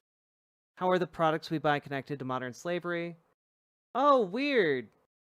Almost by like a country mile, the products made in the United States are manufactured via modern slavery. Weird that like Steven Crowder didn't mention that at all. Maybe he should have looked at the most recent Global Slavery Index data. That's crazy. You can look at how it breaks down when it comes to cattle. Oh, look. Okay. In China, cattle is a big slavery. Coffee, electronics, we are huge. Garments, not even close. Textiles, not even close. Fish. Oh, we're second for fish. Solar panels. Oh, good job. $0. Palm oil. India and China. Gold, India and Canada. Sugarcane. Timber. United States is second. Cocoa. Coal. And this is probably largely incomplete, I would have to imagine.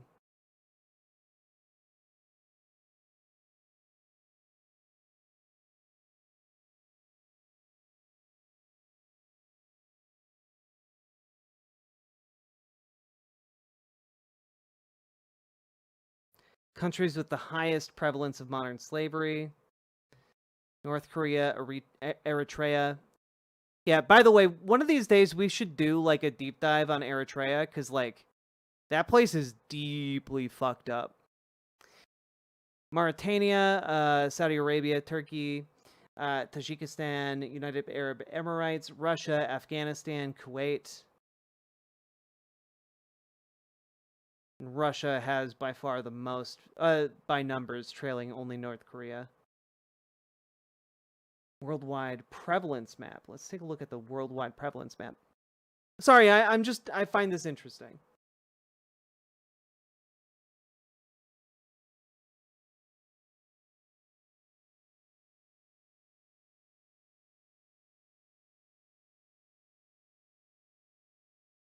Like,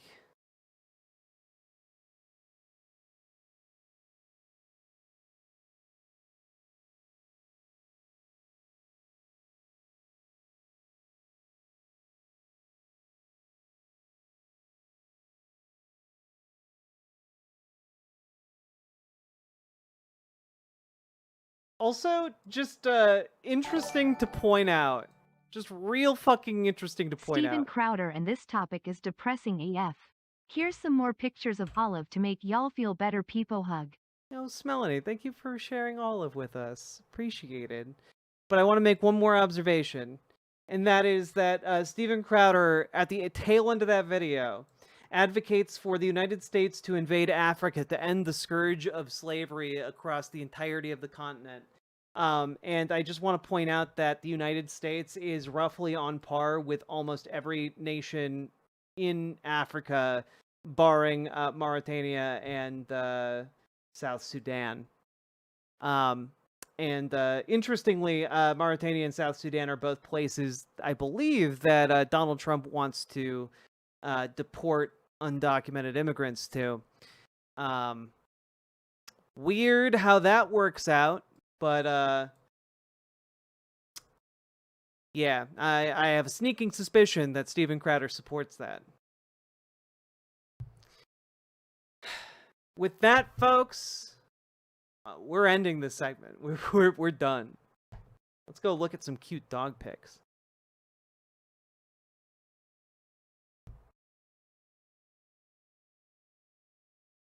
Oh, that was awful. But we got some King Oliver pics. Look at this guy. Look at this like that's a high quality like dog nose too. Oh baby. Baby. Yawn. Oh. Little paws. His little nosy.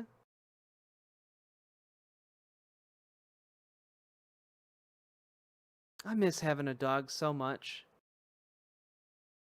Look at that cutie pie.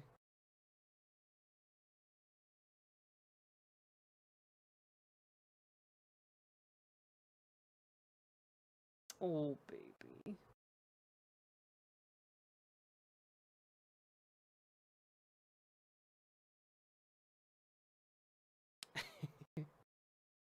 Oh, God. Thank you for sharing pics of Oliver, Smelanie. Little cutie pie.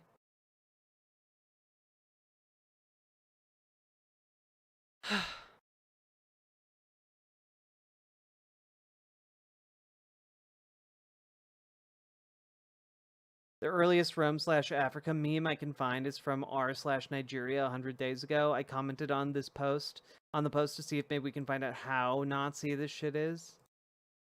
I mean, appreciated. I meant companies and the industry largely. The industry isn't the root of all evil, but they're the root of all modern evil. I feel you. I feel you.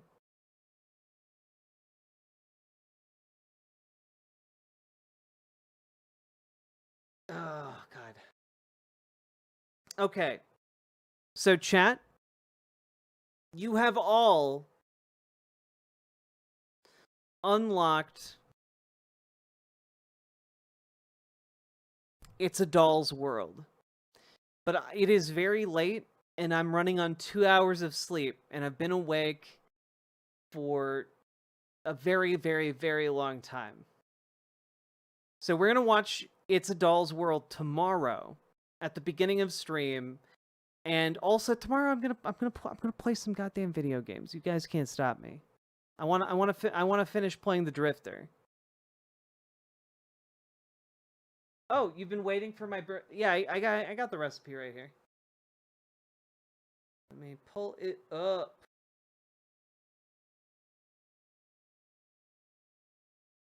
Ooh. That is a recipe for cookies. That is a recipe for stew. All right. So if you want a recipe for some beef stew, okay? You ready to write it down? That's right. I'm only gonna say it out loud. You can take the spicy stuff out. I would recommend a little bit of smoked paprika. At least on top. It's very, very nice.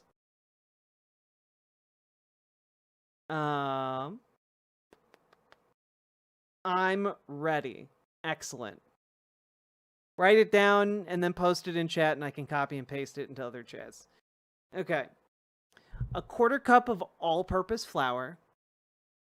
And, like, you know, the recipe calls for a 1/4 teaspoon of ground pepper. I just ground the pepper until, like, I can see the pepper when I mix it up with the flour, right? So you throw that into a bowl. And then you take stew meat, and you can usually go out to, like, your wherever meats are sold, and you can buy something that's called stew meat. And if you need to, you can cut up smaller. Just make sure, like, each piece of the stew meat is roughly like a bite size. Then you take that and you roll it around in the flour and the pepper. You roll it around in that mixture. It's going to kind of turn into like almost like a powdered candy looking thing. And I like to make this with a crock pot or like an Instapot. You don't have to. You can make it on the stovetop if you want. And either way, you heat up a pot and that is large enough to contain the stew. And then you put in some oil into the pot, get it nice and hot, and then you put in your stew meat. And you're going to want to periodically stir that until it's sufficiently browned. You don't want it, like, charred or anything like that, but you want it, like, decently kind of browned. And it's going to continue cooking throughout the process, so you don't have to make sure it's, like, the most cooked, right? So when that part is done, when it is cooked, scoop out all that stuff, and then you move on to step 2. Okay? And step 2 is you pour about, let's see here, 2 tablespoons of red wine vinegar and a cup of red wine. You can use like a red cooking wine, or you can be a little bit more fun and just like open a bottle of wine and have like a glass while you're making it. That's my personal recommendation. I think it's fun. And you want to bring that up to a boil, stirring with your spoon so that you can kind of scrape up any of the stew meat that may have gotten like stuck onto the pan. Helps you with the cleaning process later, gives more flavor to your broth. It's good stuff. Don't want to skip that step. Then, when you are seeing a nice like bubble, when you can feel like the pan is relatively clean via your spoon feel, you're gonna want to now the recipe calls for 3.5 cups of beef broth.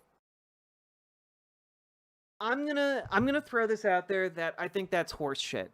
And so I do something different with the recipe. But every time I don't change the actual recipe for myself. I just get mad about it each time and mentally change it.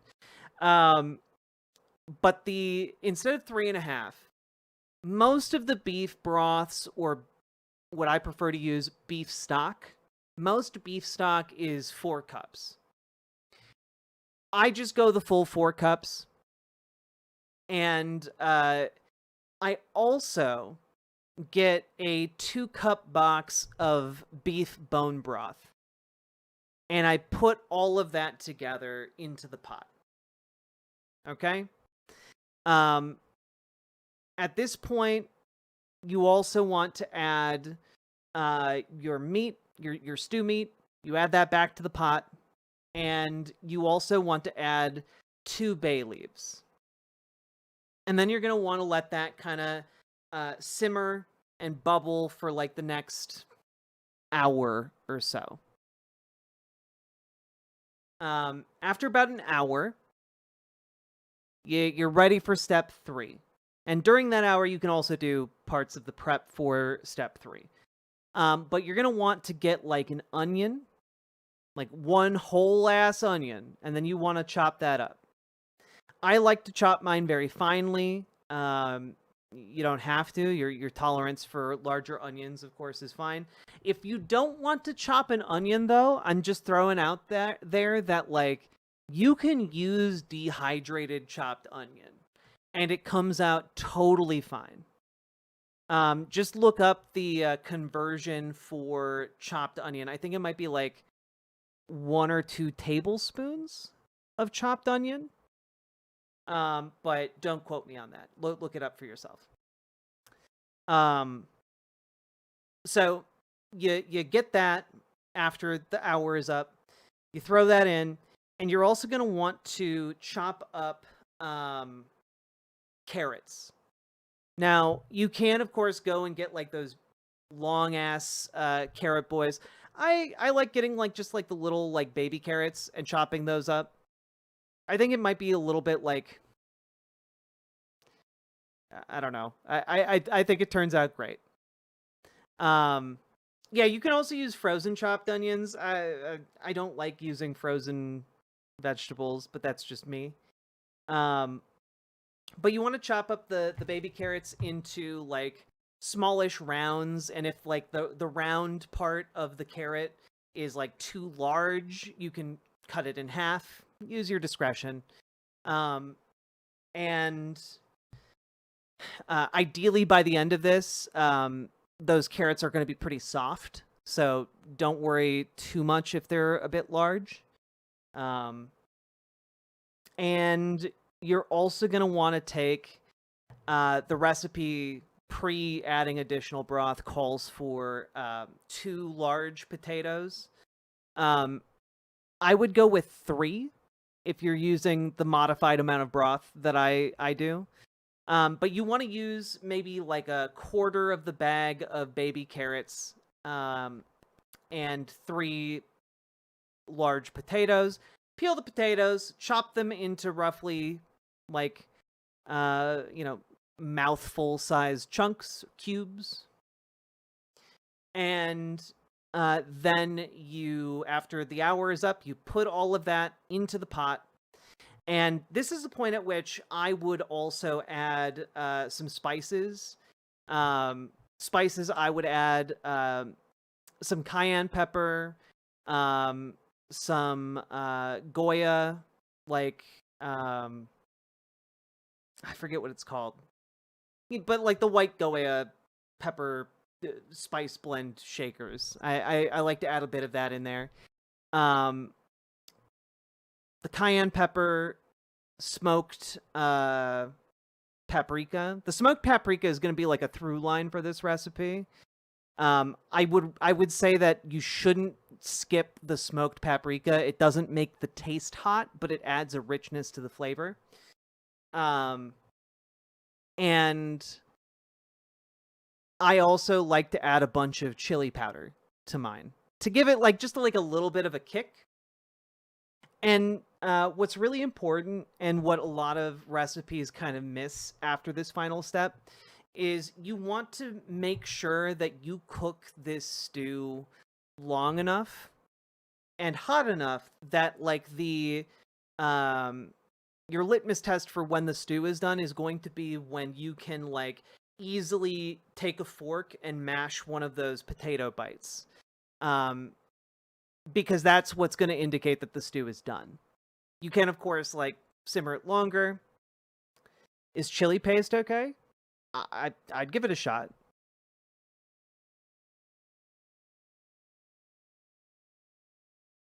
And let's see. I'm using the gold potatoes instead of russets. Should be fine. Should I sear the fat on the roast first or completely cut it off? Honestly, I would just leave it in. Like, it's either going to render during the part when you are browning the meat, or it's going to kind of like cook off during the during like the boiling process, the simmering phase. One of the things you might have to do on like when you are adding ingredients in, like the potatoes and such, one of the things you might have to do is like skim off like little bits of floating fat. Oh. You might have to like skim off little bits of floating fat. Now, all of this, would a crock pot be an appropriate place to cook it in? I prefer cooking it in my crock pot, my Instapot. If you have a large enough pot that can handle this, absolutely. And finally, like the last step, is that when your potatoes are finally done, you are gonna want to take a small pot. You want to take a stick of butter, and you're going to want to melt that butter, not at a high temperature, but like at a low temperature until it's just formed a liquid. And then take an equal amount of the flour, and mix that with the butter. And once you start adding the flour, mix it relatively quickly. This forms what is called a roux.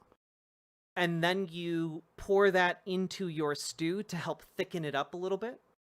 And that will like blend a lot of the spices together, a lot of the flavors together, and give it a nice thickness for the stew. If you do that and you wind up needing a little bit more of a roux, I would go like by 1 or 2 tablespoons, because it's really easy to accidentally make too much of a roux. But usually the 1 stick is sufficient. But use your the flour to butter amount is just a 1-to-1.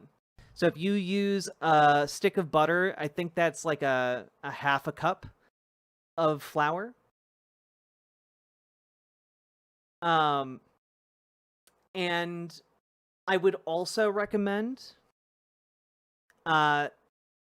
you are going to need to, at this point, salt your stew appropriately. So you're going to want to like make sure that you salt the stew a little bit at the beginning, just like a little bit in like the usually there's enough salt in like the broth or the stock that you're using, but at the end you're going to want to salt it to taste. And use like the iodized salt, the Morton's that everyone has, as opposed to like a sprinkle salt. The sprinkle salt can be a little bit strong, so you don't want to over salt your stew. Come to Australia with plenty of brew. Hell yeah. Now I would say again, this is the kind of your final off ramp.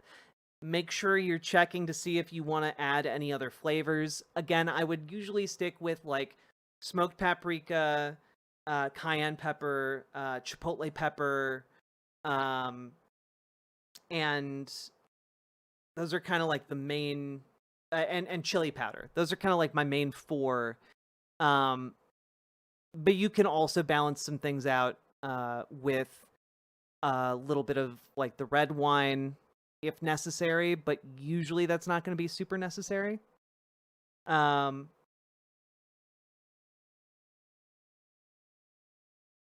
other than that, you should be good to go. It does take a while to simmer the stew. So this entire process could take anywhere from, if you're doing it in a slow cooker, it can take, it's much faster.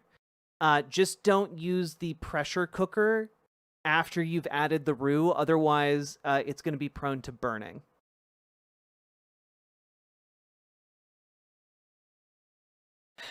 I don't know. Hopefully that works.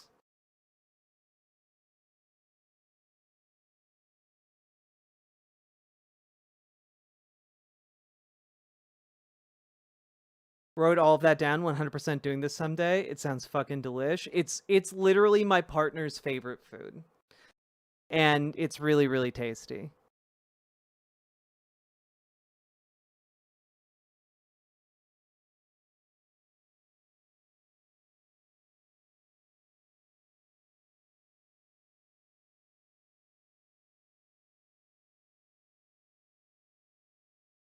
My stews have beans and soup peas that, together with the potatoes, starting to break down and naturally thicken the stew. I add stuff like turnips and cabbage, Swedes and parsnips, stuff like that. That sounds delicious too. Was that 1 cup or 2 cups of wine? It was 1 cup of wine. You can go a little bit heavier on it if you are increasing, maybe like a cup and a quarter. If you are increasing the amount of broth / stock used, I usually go just like a little bit, but I kind of eyeball it.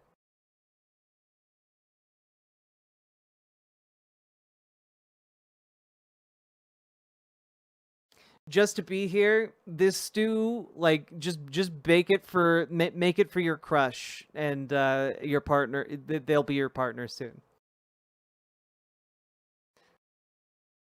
Yeah, let me know how it turns out, Jess.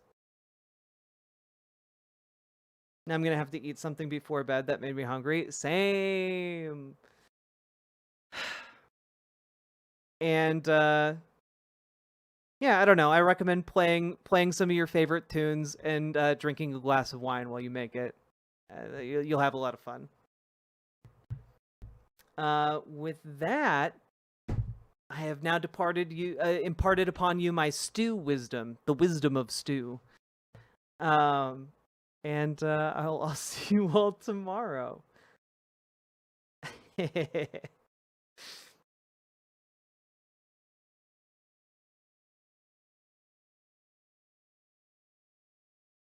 Wine is a lovely addition. Yeah, wine, it just adds a nice richness to the stew.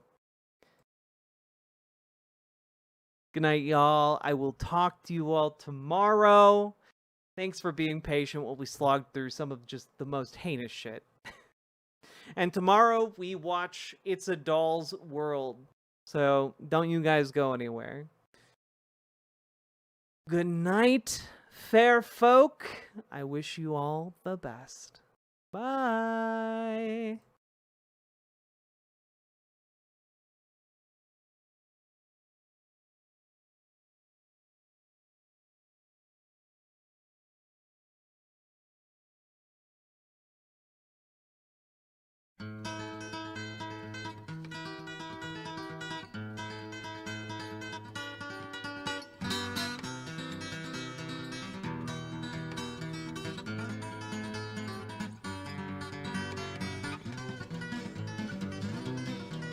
Come on and take a walk with me through this green and growing land. Walk through the meadows and the mountains and the sand. Walk through the valleys and the rivers and the plains. Walk through the sun and walk through the rain. Here's a land full of power and glory, beauty that words cannot recall. All her power shall rest on the strength of her freedom. Glory shall rest on us all.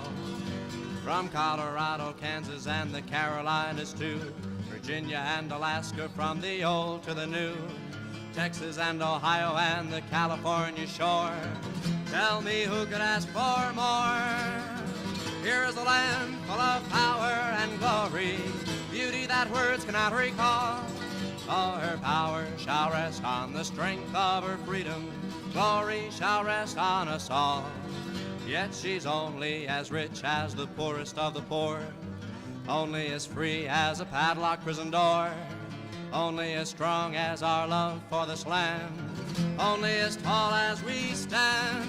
For here is a land full of power and glory, beauty that words cannot recall.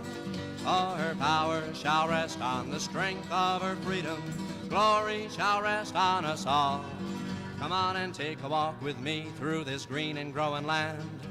Walk through the meadows and the mountains and the sand. Walk through the valleys and the rivers and the plains. Walk through the sun and walk through the rain.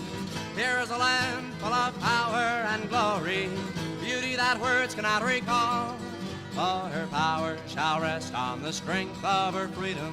Glory shall rest on us all, on us all.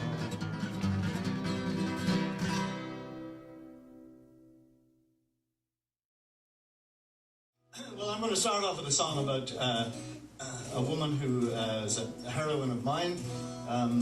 Her name at birth was Mary Harris, and she was born in Cork City, right there in Shandon, right in the centre of Cork. And she didn't stay too long because her parents emigrated to America. And she, in later life, became a union agitator, I think, more than an organiser. And her name became Mother Joe.